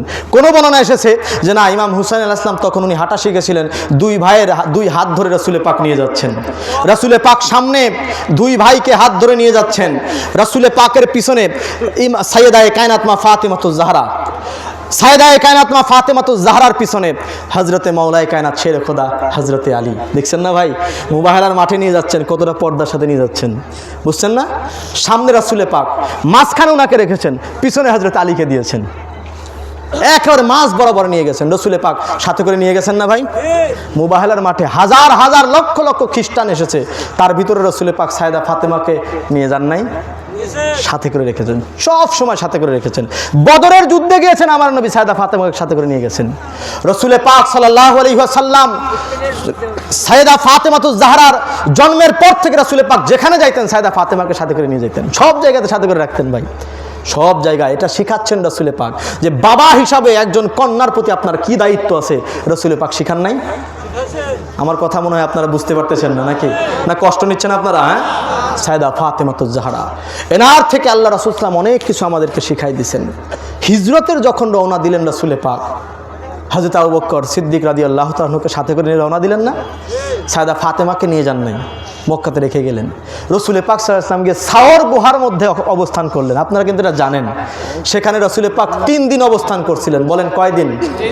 আপনাদের point to be noted, this is the most important point আজকের আলোচনার। আপনারা যদি গভীর মনোযোগ দিয়ে শোনেন, রাসূলে পাক সাল্লাল্লাহু আলাইহি ওয়াসাল্লাম যখন মক্কা থেকে বের হলেন, রাতের অন্ধকারে বের হলেন, রাসূলে পাকের সেই মুহূর্তে ওনার ঘরের চতুর্দিক দিয়ে মক্কার তাগড়া যুবকেরা তরবারি নিয়ে পাহারা দিচ্ছিল। সেই মুহূর্তে রাসূলে পাক ঘর থেকে বের হয়ে গেলেন। আল্লাহ তাআলা বললেন, আপনি 1 মুষ্টি মাটি নিয়ে ফু দেন, 1 মুষ্টি বালি নিয়ে ফু দেন। রাসূলে পাক 1 মুষ্টি বালি হাতের মধ্যে নিয়ে ফু দিলেন। সব যত মক্কার কাফেররা ছিল চতুর্দিক দিয়ে, সবার চোখ অন্ধ হয়ে গেল। রাসূলে পাক তাদের সামনে দিয়ে বের হয়ে গেলেন, তারা নিজেরাও দেখে নাই। সুবহানাল্লাহ পড়বেন না? সামনে দিয়ে দাঁড়ায় আছে তরবারি নিয়ে, বুঝছেন? রাসূলে পাক সামনে দিয়ে হেঁটে যাইতেছেন, একটা লোক দেখে নাই, একটা লোক দেখে নাই। ঘরের মধ্যে শোয়া রেখে গেলেন কারে? মাওলায়ে কায়নাত শেরে খোদা হযরতে আলীকে ওনার চাদর মুড়ি দিয়ে শোয়া রেখে গেলেন না? আচ্ছা, এই আলোচনা তো আপনারা শুনছেন, তাই না বলেন? আচ্ছা, আপনাদের যদি মোস্ট ইম্পর্টেন্ট কথাটা আমি এখন আপনাদেরকে বলবো, সেটা হলো এই যে রাসূলে পাক কাফেরদের চোখে ধুলি দিয়ে যদি রাসূলে পাক নিজের ঘর থেকে বের হয়ে যেতে পারেন, সেই রাসূলে পাকের কাফেরদের ভয়ে সাওর গুহায় 3 দিন লুকায় থাকতে হয়? বুঝতেছেন না মনে হয় আমার কথা। আরে যেই নবী কাফেরদের চোখে ধুলা দিয়ে ঘর থেকে বের হয়ে যেতে পারেন, সেই রাসূলে পাকের কাফেরের ভয়ে সাওর গুহার মধ্যে 3 দিন লুকায় থাকতে হয়? এই ঈমান যদি আপনার ভিতরে থাকে, তাহলে তো প্রকৃত ঈমানই আপনার মধ্যে এখনো ঢোকে নাই ভাই। যেই নবী কাফেরদের সামনে দিয়ে চলে যায়, কাফেররা দেখে না, সেই নবী ওই কাফেররা খুঁজতেছে, আর রাসূলে পাক তারা যাতে এসে আমার ধরতে পারে, এই জন্য রাসূলে পাক ওখানে দাঁড়ায় আছেন নাকি? তো সাওর গুহায় গিয়ে বসা লাগে ভাই, রাসূলে পাক তো চলে যেতে পারতেন। ওই গুহার মধ্যে বসে আছেন, হযরত আবু বকর সিদ্দিক রাদিয়াল্লাহু আনহু ভয় পাচ্ছেন, গুটি গুটি করে ভয় পাচ্ছেন। বলছেন, ইয়া রাসূলুল্লাহ হাবিবাল্লাহ, কাফেররা তো খুঁজতে খুঁজতে আমাদের কাছে চলে আসলো, এই যে তাদের পায়ের আওয়াজ শোনা যাচ্ছে, এখন তো যদি তারা আমাদেরকে দেখে ফেলে কি করব? কোথা দিয়ে যাব? সাওর গুহাটা ছিল এমন গুহা যেটা ঢুকা যাইতো, কিন্তু এন্ট্রি গেট ছিল না, বাইরে বের হওয়ার গেট ছিল না। মানে এক গেট দিয়ে ঢুকতে হতো, একটা দিয়েই বের হতে হতো, একটাই ছিল। তো প্রধান গেটের সামনে তো তারাই দাঁড়ায় আছে। হযরত আবু বকর বলতেছেন, ইয়া রাসূলুল্লাহ হাবিবাল্লাহ, বের হবো কোন জায়গা দিয়ে? তারা তো আমাদের সের মুখের সামনে দাঁড়ায় আছে, যাবো কোন জায়গা দিয়ে? যদি তারা একবার দেখে ফেলে তাহলে তো আমাদের আর কোনো নিস্তার নাই।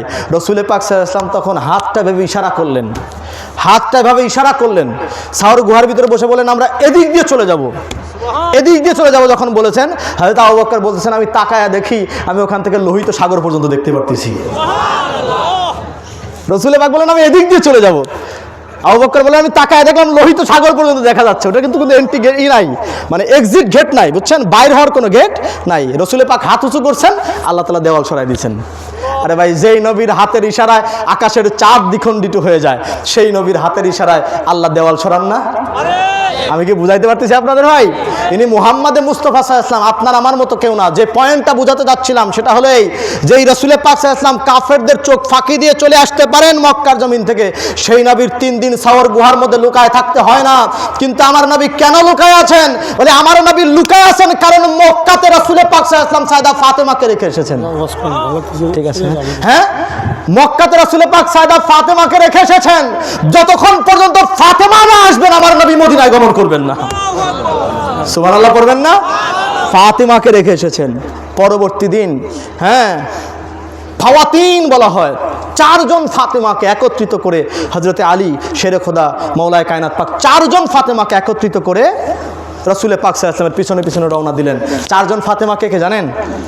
প্রথম ফাতেমা তো সাইয়েদা ফাতেমা আছেনই, দ্বিতীয় নম্বর ফাতেমা আছেন ফাতেমা বিনতে আসাদ, মাওলা আলী কারামাল্লাহুল কারীমের আম্মা জান। তৃতীয় ফাতেমা ছিলেন ফাতেমা বিনতে জুবায়ের, ফাতেমা বিনতে জুবায়ের।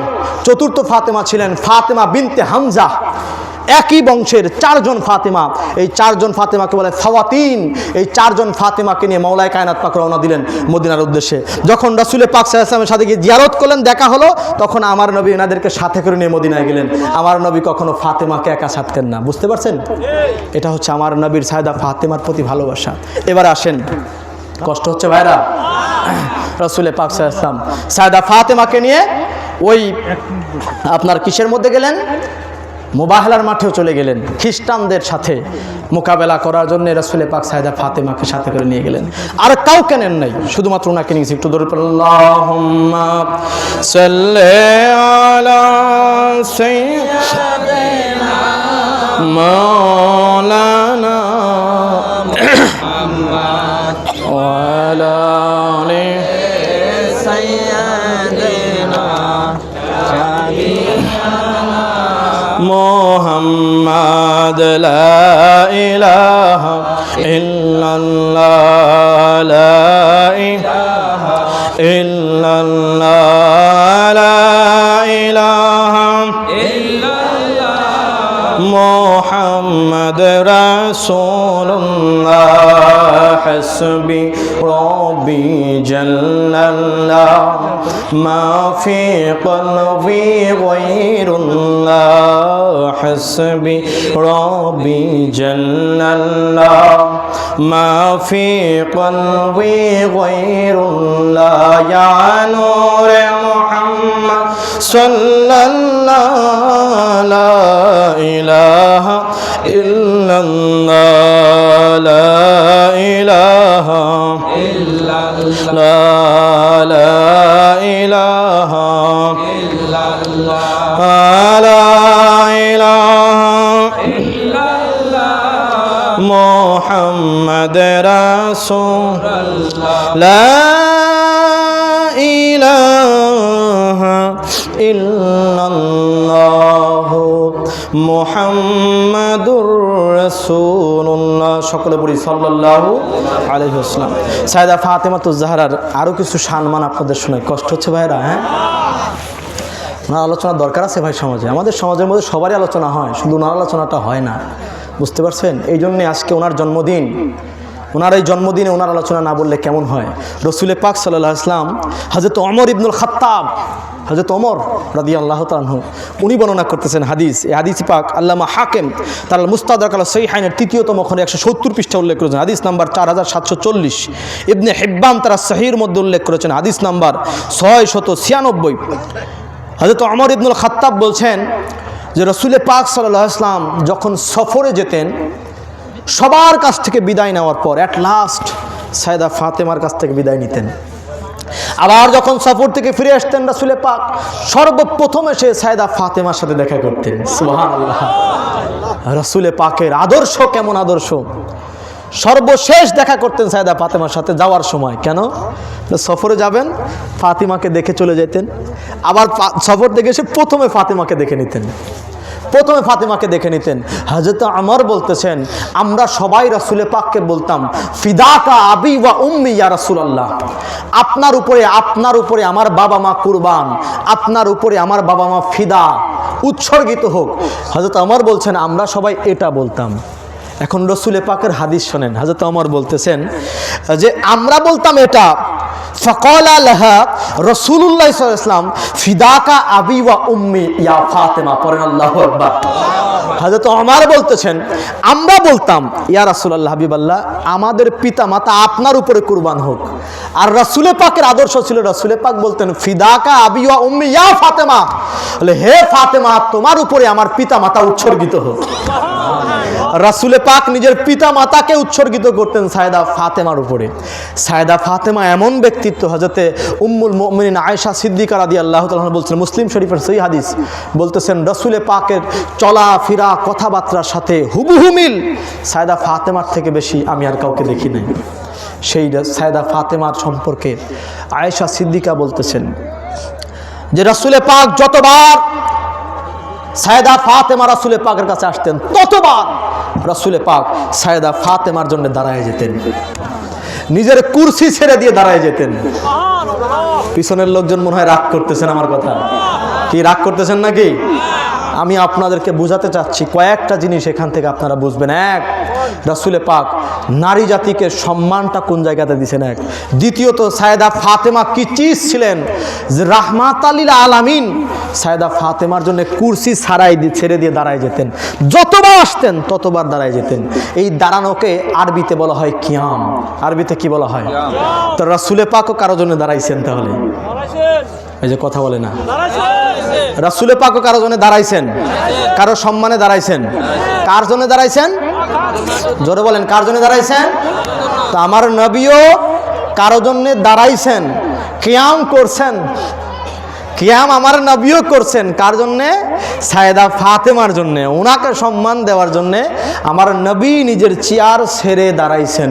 তো ভাই, রাসূল পাক আমাদের এখান থেকে শেখাচ্ছেন কাউকে সম্মান দেওয়ার জন্যে কুরসি ছেড়ে দিয়ে দাঁড়ানো বা তাকে দাঁড়িয়ে সম্মান করা, এই বিধানটা আমার নবী আমাদেরকে শেখাইছেন এখান থেকে। ঠিক কিনা বলেন? রাসূল সাল্লাল্লাহু আলাইহি ওয়াসাল্লাম সাইয়েদা ফাতেমার জন্য দাঁড়াইছেন।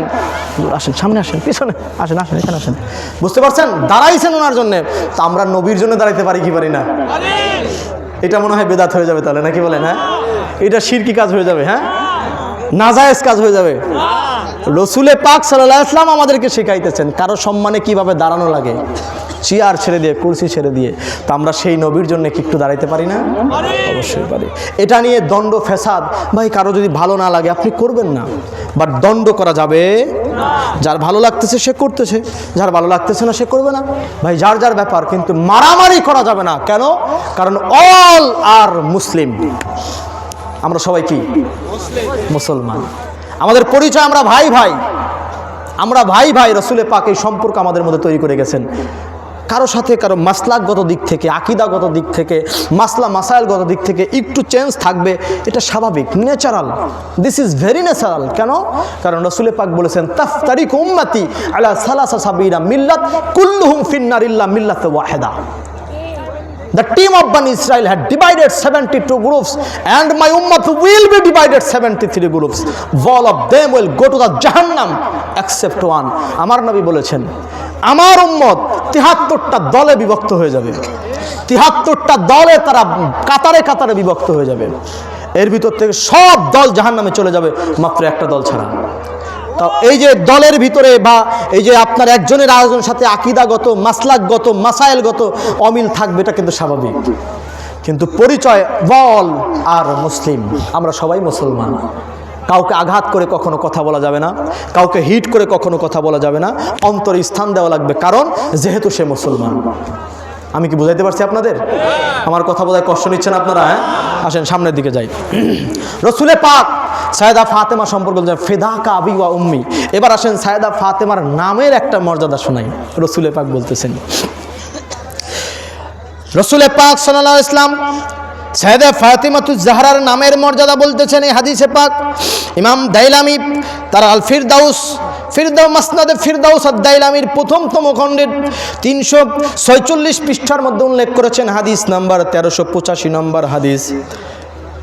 হযরতে জাবের বিন আব্দুল্লাহ আনসারী রাদিয়াল্লাহু তাআলা আনহু বলেন, ক্বালা রাসূলুল্লাহ সাল্লাল্লাহু আলাইহি ওয়াসাল্লাম ইন্নামা সাম্মাইতু বিনতি ফাতিমাতা লিআন্নাল্লাহ ফাতামাহা ওয়া ফাতামা মুহিব্বাইহা আনিন নার। পড়েন আল্লাহু আকবার।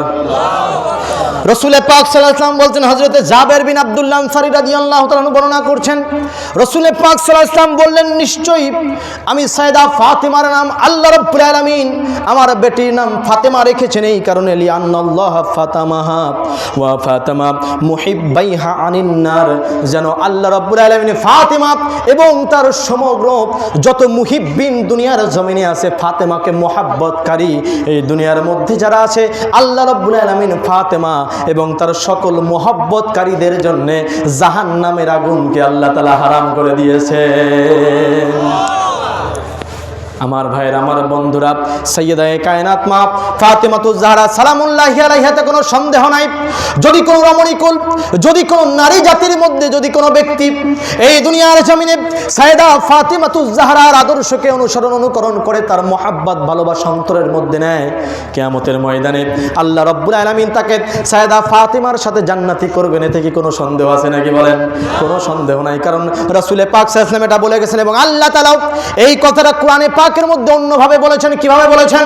আল্লাহ তাআলা বলতেছেন, ইয়াউমাইযিল লা তানফাউশ শাফাআত ইল্লা মান ইল্লা, আল্লাহ রাব্বুল আলামিন বলছেন, ইয়াউমাইযিল লা তানফাউশ শাফাআ ইল্লা মান আযিনা লাহুর রাহমান ওয়া রাদিয়া লাহু কাওলান।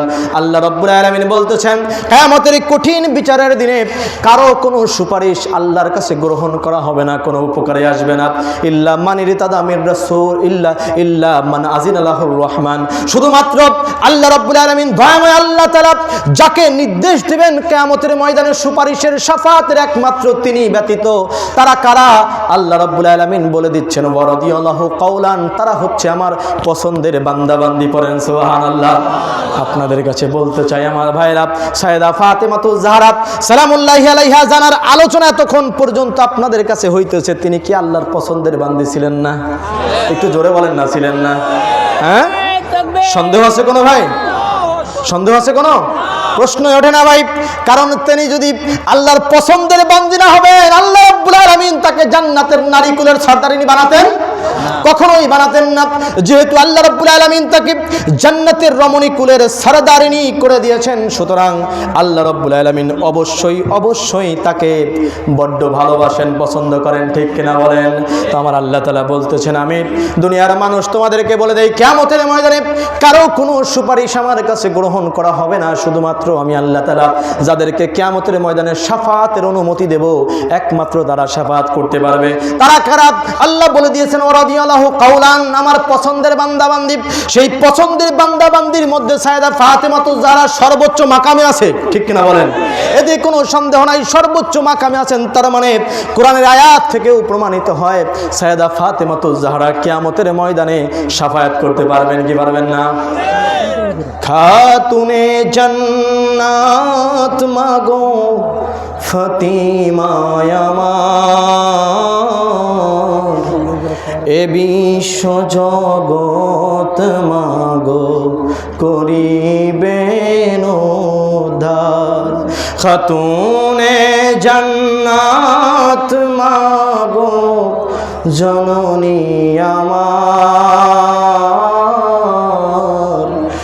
বিশ্ব জগৎ মাগো করিবেন উদ্ধার। তুমি নবী নন্দিনী এ জগৎ রবে বলে কোরআনে শুনি। সুবহানাল্লাহ। তুমি নবী নন্দিনী এ জগৎ রবে বলে কোরআনে শুনি। ভব সিদ্ধ পারের বেলা, ভব সিদ্ধ পারের বেলা তরুণী আমার এ বিশ্ব জগৎ মাগো করিবেন উদ্ধার। খাতুনে জান্নাত মাগো জননী আমার এ বিশ্ব জগৎ মাগো করিবেন উদ্ধার। আমার ভাইরা, সেই খাতুনে জান্নাতের কথা বলছি। জগত জননী আছেন যিনি সারা জাহানের সকল সন্তানদের নাজাতের জন্য কলিজা ছিঁড়া ধন ইমামে হাসান ইমামে হুসাইনকে শাহাদাতের পেয়ালার কাছে দিয়ে দিয়েছেন। সারা জাহানের নাজাতের জন্যে, ধর্মকে প্রতিষ্ঠিত করার জন্যে, দিন ইসলামকে কায়েম করার জন্যে, দিন ইসলামের বাণী প্রতিটা মানুষের দ্বারে দ্বারে পৌঁছে দেওয়ার জন্য যিনি নিজের কলিজার টুকরা সন্তানদেরকে শাহাদাতের ময়দানে পাঠাতে একবার চিন্তা করেন নাই, তিনি সাইয়েদা ফাতেমা। তিনি সেই সাইয়েদা ফাতেমা, যেই সাইয়েদা ফাতেমা ইমামে হুসাইন আলাইহিস সালাতু ওয়াস সালামকে কারবালায় পাঠিয়ে দিয়েছেন। তিনি সেই সাইয়েদা ফাতেমা যিনি ওনার বড় বেটা ইমাম হাসান আল মুজতবা আলাইহিস সালামকে শাহাদাতের পেয়ালার কাছে পাঠিয়ে দিয়েছেন। হ্যাঁ, বিষ প্রয়োগে যাকে শহীদ করা হয়েছে। এই যে শাহাদাতের মর্যাদা, কেন? যে এই ধর্মকে, দিনকে জমিনের মধ্যে প্রতিষ্ঠিত করতে হবে। ধর্মকে, দিনকে জমিনের মধ্যে প্রতিষ্ঠিত করার জন্যে এনাদেরকে শাহাদাতের পেয়ালার কাছে সাইয়েদা ফাতেমা পাঠিয়ে দিয়েছেন। ইনি সেই সাইয়েদা ফাতেমা জানার চিন্তা আমাদের জন্য ছিল, জানার ভাবনার মধ্যে আমরা ছিলাম যে আমার বাবার উম্মত কি হবে, তাদের অবস্থা কি হবে, তাদের ব্যবস্থা। এই গল্প আপনারা অনেক শুনেছেন। রাসূলে পাক সাল্লাল্লাহু আলাইহি ওয়াসাল্লাম 3 দিন যাবত মদিনায় কোনো খবর নাই। সকলে মিলে খুঁজতেছেন, খুঁজতে খুঁজতে হযরত আবু বকর, হযরত ওমর খুঁজতে গিয়ে দেখলেন একটা জায়গাতে এক রাখাল তার বকরিগুলো, ভেড়াগুলো নিয়ে দাঁড়ায় আছে। অজরে কাঁদতেছেন। বলে, এই রাখাল কাঁদো কেন? বলে, কাঁদতেছি এই জন্যে, আজ 3টা দিন হয়ে গেল আমার ছাগল, আমার ভেড়াগুলো খাবার মুখে তুলতেছে না। বলে, কেন মুখে তোলে না? বলে, মুখে তুলতেছে না এই কারণে, ওই পাহাড়ের এক পাদদেশে একজন লোক অঝরে আজ 3 দিন যাবৎ কাঁদতেছেন আল্লাহর দরবারে সিজদায় পড়ে। জানি না তিনি কে, ওনার কান্না দেখে আমার ছাগলের চোখ দিয়ে পানি পড়ে, আমার ভেড়ার চোখ দিয়ে পানি পড়ে। আমরা 3টা দিন এখানে দাঁড়ায় আছি, আমি ছাগলদেরকে বাড়ি নিতে পারতেছি না, এই জন্য আমি কাঁদতেছি। হযরত আবু বকর, হযরত ওমরের বুঝতে আর বাকি থাকলো না, যিনি তো আর কেউ নন, ইনি তো রাহমাতুল লিল আলামিন, উম্মতের দরদি নবী মুহাম্মদ মুস্তাফা সাল্লাল্লাহু আলাইহি ওয়াসাল্লাম। দৌড়ে চলে গিয়েছেন, বলছেন, ইয়া রাসূলুল্লাহ, হাবিবাল্লাহ, আমি আবু বকর আমার জীবনের সমস্ত আমল আপনার উম্মতের জন্য দিয়ে দিলাম, মাথা তোলেন। হযরত ওমর বলতেছেন, আমার জীবনের আমল দিয়ে দিলাম, মাথা তোলেন। রাসূলে পাক মাথা তোলেন না। হযরত আবু বকর, ওমর বুঝতে বাকি থাকলো না, রাসূলে পাককে উঠানোর ক্ষমতা আজকে আমাদের নাই, চলো যাই রাসূলে পাকের বেটি সাইয়েদা ফাতেমার কাছে চলে যাই। মদিনাতে ফিরে আসলেন, সাইয়েদা ফাতেমাকে সাথে করে নিয়ে গেলেন। সাইয়েদা ফাতেমা গেলেন, গিয়ে বলতেছেন, আব্বাজান, আপনি আপনার উম্মতকে নিয়ে বড্ড পেরেশান, আপনি আপনার উম্মতকে নিয়ে বড্ড চিন্তিত, আপনি সবসময় চিন্তায় থাকেন আপনার উম্মতের কি অবস্থা হবে, আপনি এই চিন্তায় থাকেন আপনার উম্মতের কি অবস্থা হবে। আব্বাজান, আপনি যেমন আপনার উম্মত নিয়ে চিন্তিত, আমিও আপনার উম্মত নিয়ে চিন্তা করি। আব্বাজান, আপনার এই উম্মতের নাজাতের জন্য আমি আমার 2 বেটা হাসান হুসাইনকে শাহাদাতের পেয়ালার কাছে দিয়ে দিলাম। আল্লাহ তাআলা কবুল করে নিলেন। রাসূলে পাক মাথা উঠালেন, উঠায় বলছেন, ফাতেমা, তুমি কি করেছো? আমার 2 কলিজার টুকরাকে বলে দিয়েছো শাহাদাতের পেয়ালার কথা, আল্লাহ তো কবুল করে দিয়েছেন। তো ভাই, ইনি হচ্ছেন সাইয়েদা ফাতেমা, ইনি হচ্ছেন সাইয়েদা ফাতেমাতুজ জাহরা সালামুল্লাহি আলাইহা। কারবালার প্রান্তরে ওনার কলিজার টুকরা শাহজাদাদেরকে শহীদ করা হয়েছে। এই সাইয়েদা ফাতেমাতুজ জাহরার আওলাদ ইমামে হাসান ইমামে হুসাইন আলাইহিস সালাম। সাইয়েদা ফাতেমাতুজ জাহরা সালামুল্লাহি আলাইহা সম্পর্কে রাসূল পাক বলেছেন, ফাতেমাতু বাদাতুম মিন্নি, ফাতেমা আমার দেহের টুকরা। আর হুসাইন সম্পর্কে বলেছেন, হুসাইনুম মিন্নি ফানা মিনাল হুসাইন, হুসাইন আমার থেকে, আমি হুসাইন থেকে। বলেছেন কিনা বলেন? ফাতেমাকে বলেছেন তুমি আমার দেহের টুকরা ফাতেমা, যে তোমাকে কষ্ট দেয় সে আমাকে কষ্ট দেয়, যে তোমাকে রাগান্বিত করে সে আমাকে রাগান্বিত করে।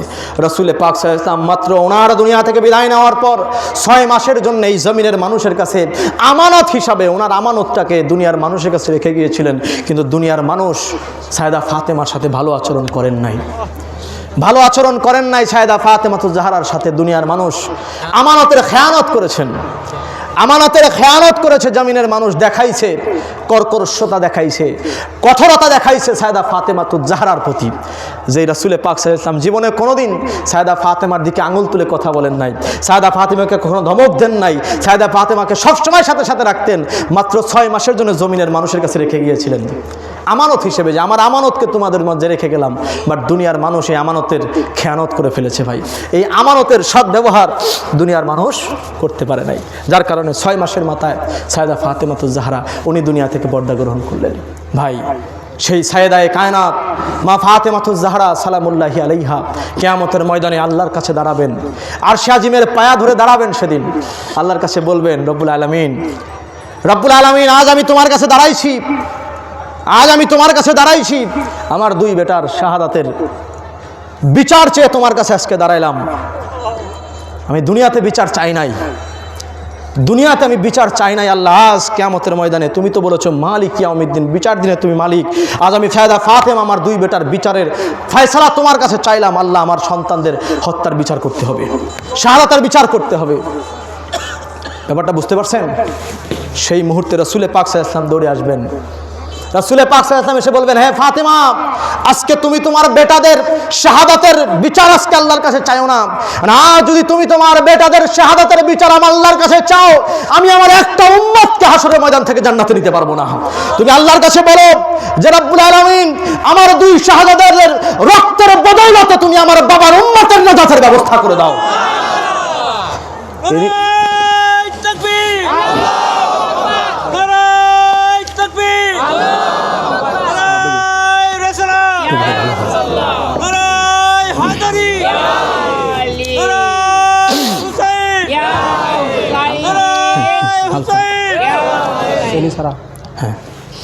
চিনি দিয়ে দিন ভাই। ইনি হচ্ছেন ফাতিমা, ইনি হচ্ছেন ফাতিমা, জানার নাম পৃথিবীর প্রত্যেকটা ইঞ্চি ইঞ্চি বালুকণা জানে, কিন্তু আমরা মুসলমান জানি না, আমরা মুসলমান জানি না। আজ মুসলমানের এতটা অধপতন হয়েছে, সেই সায়দা ফাতেমা কবে দুনিয়াতে এসেছেন, কবে দুনিয়া থেকে পর্দা গ্রহণ করছেন, এটাও দুনিয়ার মানুষ জানে না। আমি কি ভুল বলতেছি বলেন? আপনি যদি দেখেন সমাজের 90% মানুষ জানেই না এটা, সায়দা ফাতেমার কোনো খবরই নাই। কিন্তু যেই ফাতেমা হচ্ছে নারী জাতির জন্য সর্বশ্রেষ্ঠ আদর্শিনী, সর্বশ্রেষ্ঠ আদর্শিনী। আমি কারো সমালোচনা করছি না, বাট সবার আলোচনা হয়। হযরতে মা হাওয়া আলাইহিস সালামের আলোচনা আমাদের সমাজের মধ্যে হয়, হয় কিনা বলেন? হযরতে মা মরিয়ম আলাইহিস সালামের আলোচনা হয়, হযরতে মা আসিয়ার আলোচনা হয়, হ্যাঁ, হযরতে উম্মে সালমা রাদিয়াল্লাহু তাআলার আলোচনা হয়, হযরতে মা আয়েশা সিদ্দিকা রাদিয়াল্লাহু তাআলার আলোচনা হয়।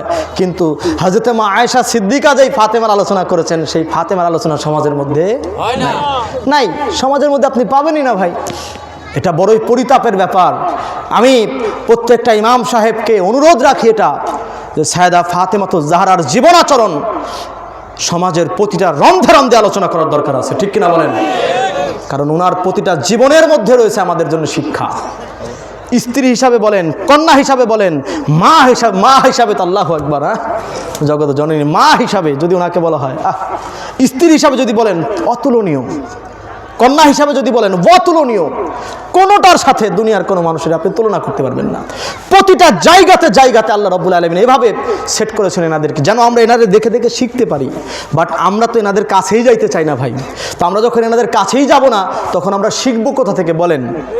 আমাদের তো শেখার দরকার হচ্ছে এনাদের থেকে ভাই, এনাদের থেকে আমরা শিখবো। বাট এনাদের কাছে যদি আমরা নাই যাই, তো শিখবো কোথা থেকে?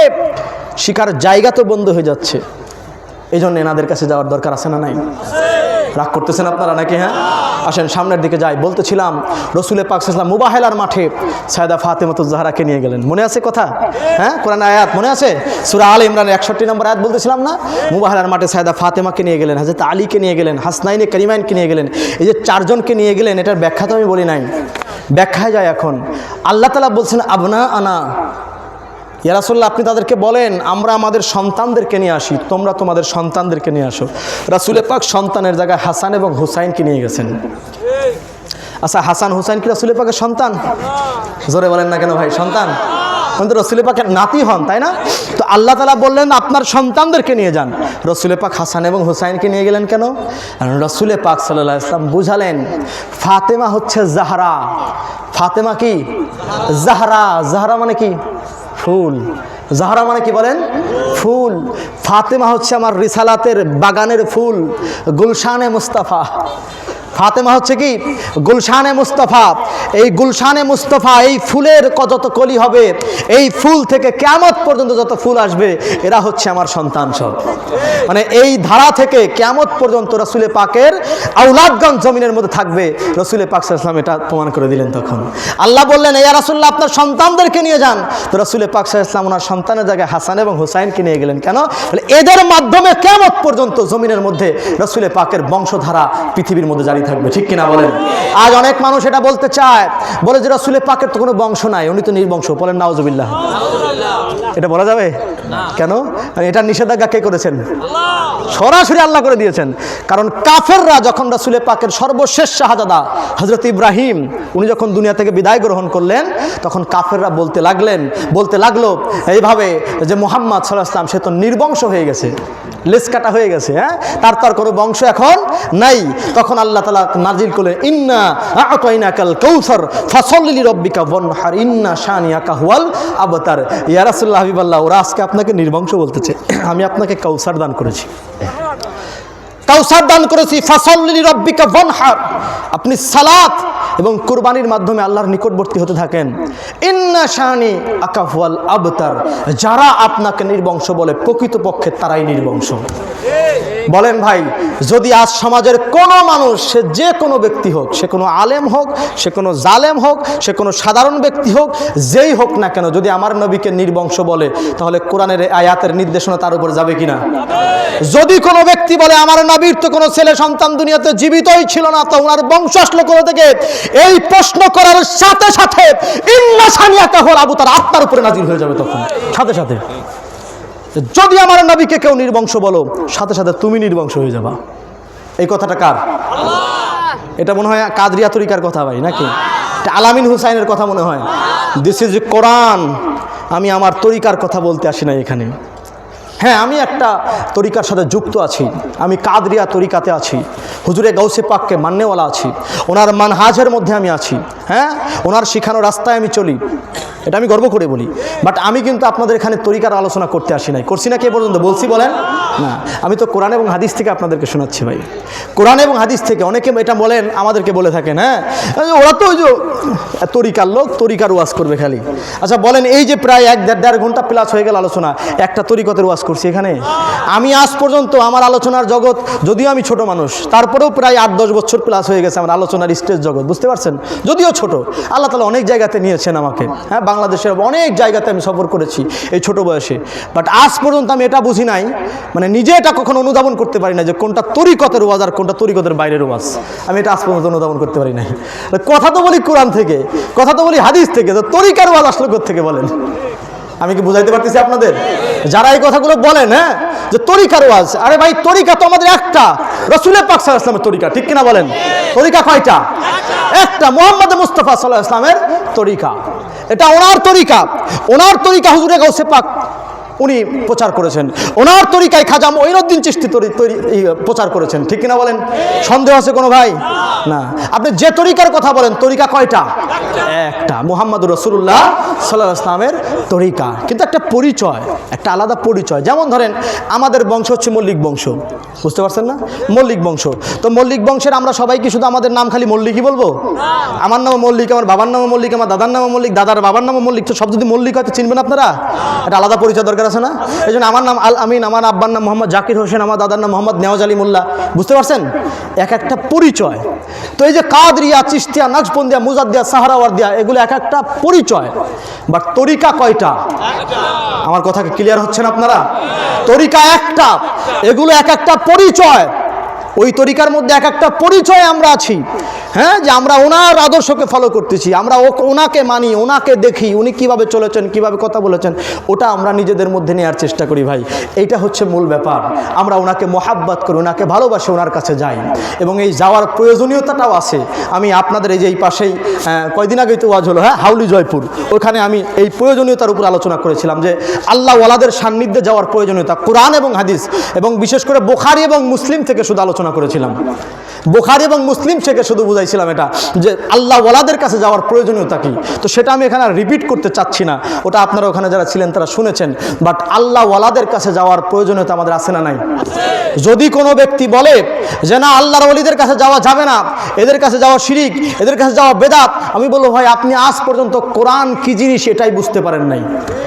কোরআনের প্রকৃত শিক্ষা আপনার কাছে আজ পর্যন্ত আসে নাই, কারণ আমার আল্লাহ তাআলা কোরআনের প্রতিটা রন্ধে রন্ধে ওনার ওলিদের আলোচনা করেছেন। আসহাবে কাহাফের ওলিদের আলোচনা আমার আল্লাহ কোরআনে করছেন কি করেন নাই? হযরত সুলাইমান আলাইহিস সালামের দরবারে আসিফ বিন বালখিয়া রাদিয়াল্লাহু তাআলা আনহু, হ্যাঁ, চোখের পলকে 1000 মাইল দূর থেকে বিলকিস রানীর সিংহাসন এই আপনার ইসের মধ্যে সুলাইমান আলাইহিস সালামের দরবারে হাজির করেছিলেন। এই আলোচনা কোরআনে আছে না নাই? হযরতে খিজির আলাইহিস সালামের সাথে মুসা আলাইহিস সালাম গেলেন, বিভিন্ন ধরনের ঘটনা সেখানে ঘটলো, এই আলোচনা কোরআনে আছে না নাই? তো ভাই কোরআনে আল্লাহ ওয়ালাদের আলোচনা তো আল্লাহ নিজে করতেছেন।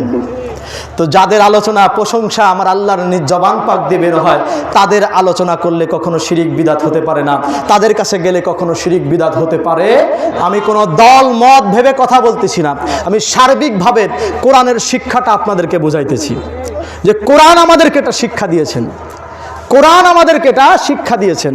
আল্লাহ ওয়ালাদের আলোচনা কিভাবে করতে হয়, যেই সমাজ থেকে আল্লাহর ওলিদের আলোচনা উঠে যায়, ওই সমাজ থেকে আল্লাহর রহমত উঠে যায়, এটা মনে রাখবেন। ওই সমাজ থেকে আল্লাহর রহমত উঠে যায়। বলবেন কেন? কারণ যেই সমাজে আল্লাহর ওলিদের আলোচনা হয় না, ওই সমাজের মানুষ জানবে কিভাবে যে কোনটা করলে আল্লাহর ওলি হওয়া যায়? কথা বলেন না কেন ভাই? আপনি যদি চান যে আমি আল্লাহর ওলি হতে চাই, তাহলে আপনার জানা লাগবে না যে কি কি করলে আল্লাহর ওলি হওয়া যায়? তা আল্লাহর ওলি হওয়া যায় কি কি করলে, এটা আপনি জানবেন কিভাবে? আল্লাহর ওলিদের জীবনী আপনার সামনে আলোচনা হলেই তো জানবেন নাকি? হযরত শাহজালাল, হযরত শাহপরান, বায়েজিদ বুস্তামি, হযরত আমানত শাহ, হযরত শাহ মাকজুম, হযরত শাহ তুরকান, হযরত মিরান শাহ রহমাতুল্লাহ আলাইহি, হাজারো হাজারো আউলিয়া ইকরামের আপনাদের আমাদের বাংলার আনাচে কানাচে ছড়িয়ে ছিটিয়ে আছে। এই যে আমাদের এখানেও আছে, দাচ্ছিতেও আছে একটা মাজার শরীফ, আছে না বলেন? হ্যাঁ, আমাদের বাড়ির কাছেই আছে। তো এই যে আল্লাহর ওলিরা আনাচে কানাচে শুয়ে আছেন, কি কারণে এসেছিলেন ভাই? তারা টাকা কামাই করার জন্য আসছিলেন মনে হয়, জোরে বলতে হবে। টাকা কামাই করার জন্য আসছিল। এনারা যখন আমাদের এলাকায় আসছিল, তখন আমরা পকেট থেকে গিয়ে টাকাগুলো তাদের কাছে দিয়ে আসছিলাম, যে আপনার আরামে এসে জিন্দগি করেন। নেভার, কখনো এটা চিন্তা করেন না যে তারা নিজেদের স্বার্থে এখানে এসেছিলেন। তারা এসেছিলেন ধর্মের স্বার্থে, তারা এসেছিলেন দ্বীনের স্বার্থে, তারা এসেছিলেন কালেমার স্বার্থে, তারা এসেছিলেন আল্লাহ এবং রাসূলের স্বার্থে। কখনো নিজের কথা চিন্তা করেন নাই। একবেলা খাইছেন তো 5 বেলা খান নাই। এই যে প্রচণ্ড শীতের মধ্যে আমরা ঘুমায় থাকি, রাতের বেলায় কম্বল মুড়ি দিয়ে ওনারা সেই পাহাড়ের উপরে চূড়ায় বসেছিলেন। বসে বসে আল্লাহরে ডাকছেন আর বলছেন, আল্লাহ এই এলাকার মানুষগুলোর উপর তুমি হেদায়েত নাজিল করো। আজ আমরা যে মুসলমান, এটা আমি গ্যারান্টি সহকারে বলতে পারি, আমরা আজকে মুসলমান কারণ হযরত শাহজালালের দোয়া আছে বাংলার জমিনের জন্য। আমরা আজকে মুসলমান কারণ হুজুরে গাউসে পাকের দোয়া আছে বাংলার জমিনের জন্য। হযরত খাজা মুঈনুদ্দিন চিশতির দোয়া আছে বাংলার জন্য। আল্লাহর ওলিদের দোয়ার খাতিরে ওই যে তারা রাত্রি জাগরণ করে ইবাদত করেছে আর আল্লাহর কাছে হাত তুলে বলেছে, আল্লাহ এদেরকে হেদায়েত নসিব করো, হেদায়েত নসিব করো, হেদায়েত নসিব করো। তাদের সেই দোয়ার বরকতে আল্লাহ আমাদের হেদায়েত দিয়েছেন। এটা কেউ অস্বীকার করতে পারবে না, কারো অস্বীকার করার কোনো সুযোগই নাই ভাই, সুযোগই নাই। কারণ আমরা সকলে এটা খুব ভালো করে জানি, এই জমিনটা মুসলমানদের জমিন ছিল না, এই জমিনটা ছিল হিন্দুস্তান। জমিনটা কি ছিল? কানেকশন করবেন? আচ্ছা আচ্ছা, ঠিক আচ্ছা, আসুক আসুক, ঠিক আছে। তো ভাই, এটা হচ্ছে আল্লাহর ওয়ালিদের জীবন আচরণ। এই জীবনীগুলো আমাদের সমাজের মধ্যে যত বেশি আলোচিত হবে, তত মানুষের ভিতরের এই কল্পটা রিসাইকেল হতে থাকবে। রিসাইকেল বোঝেন? এই যে আমাদের চোখ কিন্তু প্রতিনিয়ত রিসাইকেল হয়, জানেন আপনারা? আপনি যখন রাতের বেলায় ঘুমায় যাবেন না, তখন আপনার এই চোখ রিসাইকেল হতে থাকে, ঘুরতে থাকে। আপনি কিন্তু টের পান না, আপনি কিন্তু ঘুমায় গেছেন। আল্লাহ তাআলা রিসাইকেল করে দেখবেন, সকালবেলা আমাদের চোখের এখানে ওই কি বলে ওটাকে একটা ময়লা আসে না, চোখের সাইডে ময়লা আসে না একটা, আমাদের ভাষায় কি বলে ওটাকে, কেতর বলি না, বাংলা ভাষায় বলি, একবারে গ্রামের ভাষায় কেতর বলি। যে এই জিনিসটা আসে কেন ভাই? ওই যে সারাদিন ভরে আপনি ঘুরতেছেন ফিরতেছেন, চোখের মধ্যে বিভিন্ন রকমের ময়লা আবর্জনা ঢুকতেছে, বিভিন্ন ধুলাবালি ঢুকতেছে। আল্লাহ তাআলা এমন একটা রিসাইকেলের সিস্টেম করছেন, যখন আপনি ঘুমাবেন তখন আপনার চোখ অটোমেটিক রিসাইকেল হতে থাকবে, ঘুরতে থাকবে, ঘুরতে ঘুরতে ঘুরতে ঘুরতে যত ময়লা আবর্জনা ভিতরে ঢুকছে সব আপনার এখান দিয়ে বের হয়ে যাবে। সুবহানাল্লাহ বলবেন না? রিসাইকেল, এই রিসাইকেলটা মোস্ট ইম্পর্টেন্ট। তো আপনার এই কাল্পটাও রিসাইকেল হতে হবে, এই কাল্পটাও রিসাইকেল হতে হবে। যখন এই কাল্পটা রিসাইকেল হবে, রিসাইকেল হতে ঘুরতে ঘুরতে এই কাল্পটা পবিত্র হবে ভাই। আর এই কাল্পটা পবিত্র করার জন্য আল্লাহওয়ালাদের সান্নিধ্যে যাওয়ার দরকার আছে, কারণ তাদের কাল্পটা যখন পবিত্র, পবিত্র ওয়ালাদের কাছে গেলে পবিত্র হওয়া যায়, অপবিত্র লোকের কাছে গেলে কখনো পবিত্র হওয়া যায় না, বরং অপবিত্র লোকের কাছে গেলে আপনিও অপবিত্র হয়ে যাবেন। লা ইলাহা ইল্লাল্লাহ, লা ইলাহা ইল্লাল্লাহ, লা ইলাহা ইল্লাল্লাহ, লা ইলাহা ইল্লাল্লাহ, মুহাম্মদ রাসূলুল্লাহ, লা ইলাহা ইল্লাল্লাহ, লা ইলাহা ইল্লাল্লাহ, লা ইলাহা ইল্লাল্লাহ, মুহাম্মদ রাসূলুল্লাহ, লা ইলাহা ইল্লাল্লাহ, মুহাম্মাদুর রাসূলুল্লাহ। সকলে পড়ি সাল্লাল্লাহু আলাইহি ওয়াসাল্লাম। যে আলোচনার মধ্যে ছিলাম সেখানে ফিরে যাই। হ্যাঁ, যে আল্লাহ রাসূল সাল্লাল্লাহু আলাইহি ওয়াসাল্লাম খ্রিস্টানদের সাথে মুবাহালা করার জন্যে 4 জন ব্যক্তিকে নিয়ে মুবাহালার মাঠে চলে গেলেন। 4 জন ব্যক্তিকে নিয়ে যখন আমার নবী যাচ্ছেন, যাওয়ার সময়ে তাফসীরে জালালাইনের মধ্যে উল্লেখ করা হচ্ছে, রসুল পাক সাল্লাল্লাহু আলাইহি ওয়াসাল্লাম ওই 4 জনকে শিখাইতেছেন, আহলে বাইতের 4 জনকে শিখাইতেছেন, যখন আমি ওদের বিরুদ্ধে দোয়া করব আল্লাহর কাছে যে হে আল্লাহ তুমি মিথ্যাবাদীদেরকে ধ্বংস করে দাও, তখন ফা আমিনু শব্দটা এসেছে তাফসীরে জালালাইনের মধ্যে, ফা আমিনু, তখন তোমরা আমিন বলবা। কি বলতেছেন বুঝতে পারছেন? রাসূলুল্লাহ বলতেছেন আমি যখন দোয়া করব হে আল্লাহ তাআলা মিথ্যাবাদীদের ধ্বংস করে দাও, রসুল পাক তখন আহলে বাইতকে শেখাইতেছেন ফা আমিনু, তখন তোমরা আমার সাথে সাথে আমিন বলবা। আচ্ছা বলেন তো ভাই, আমিন মানে কি? আমিন মানে কি? আমরা বলি না, ইমাম সাহেব মুনাজাত ধরছে সবাই বলে আল্লাহুম্মা আমিন, বলি কি বলি না? এই যে আল্লাহুম্মা আমিন মানে কি? হে আল্লাহ কবুল করেন, হে আল্লাহ কবুল করেন, তাই না? আচ্ছা আপনাদের কাছে প্রশ্ন, রাহমাতাল লিল আলামিন নবী যদি আল্লাহর কাছে হাত তোলেন, অন্য কারো বলার দরকার আছে হে আল্লাহ কবুল করেন? আমার নবী হাত তুলতে দেরি, আমার আল্লাহর কবুল করতে কখনো দেরি হয় না।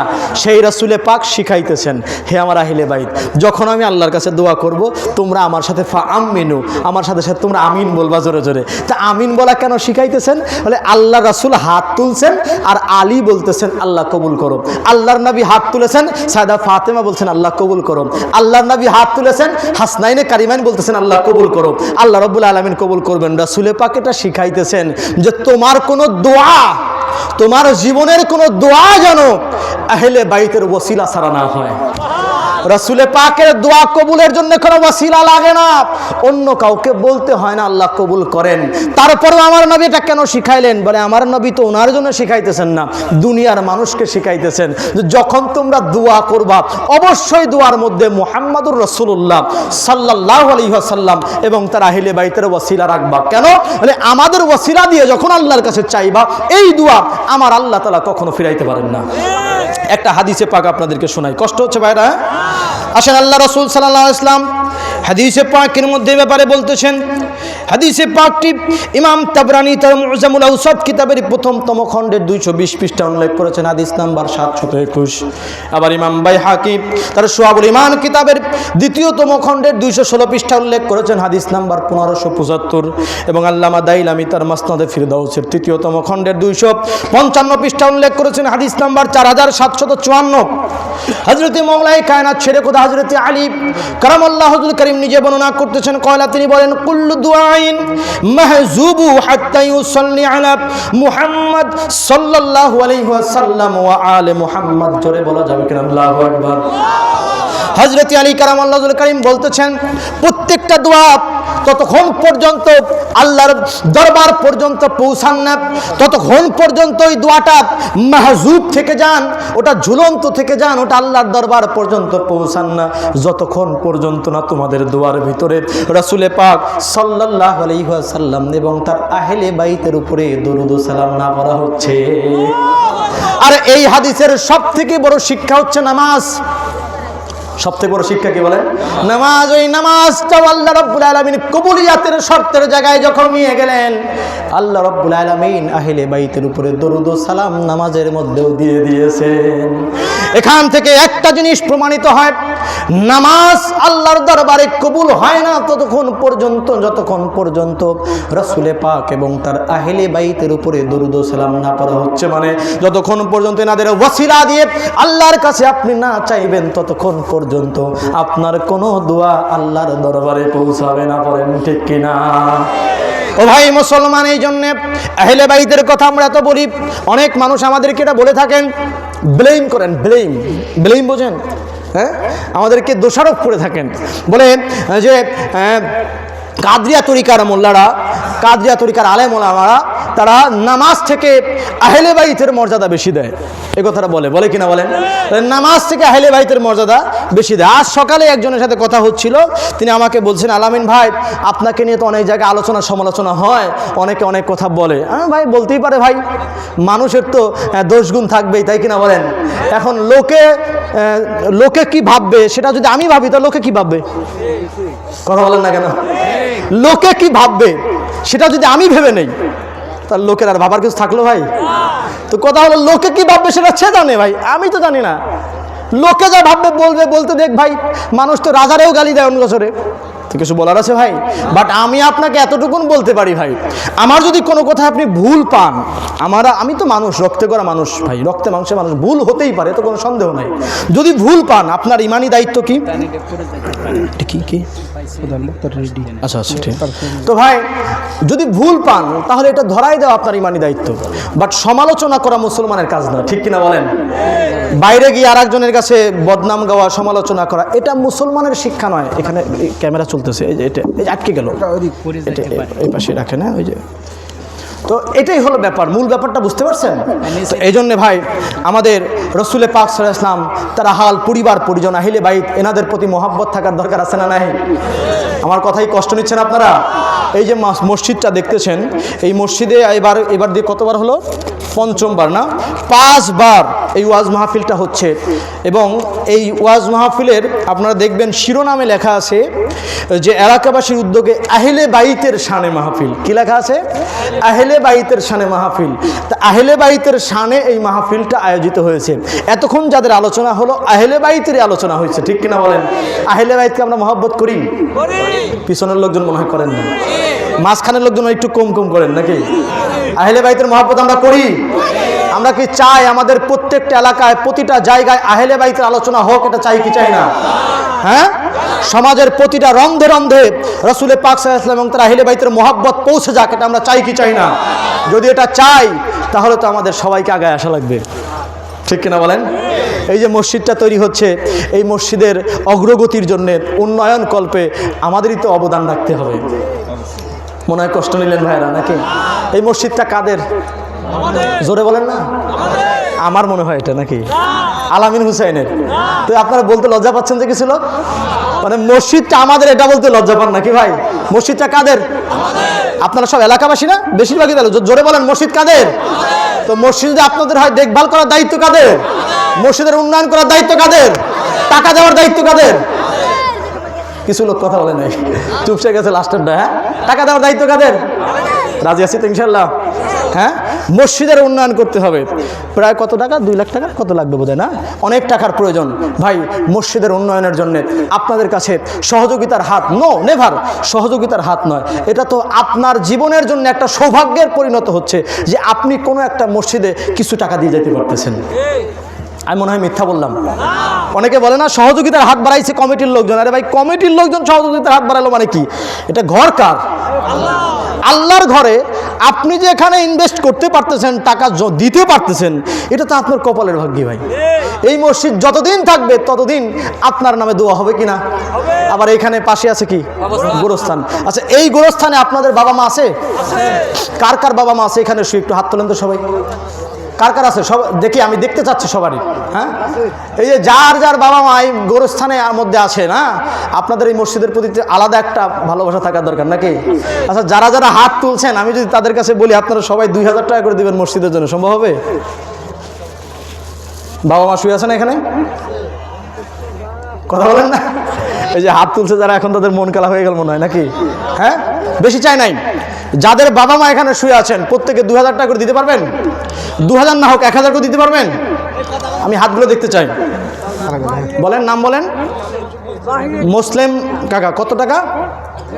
1000 টাকা।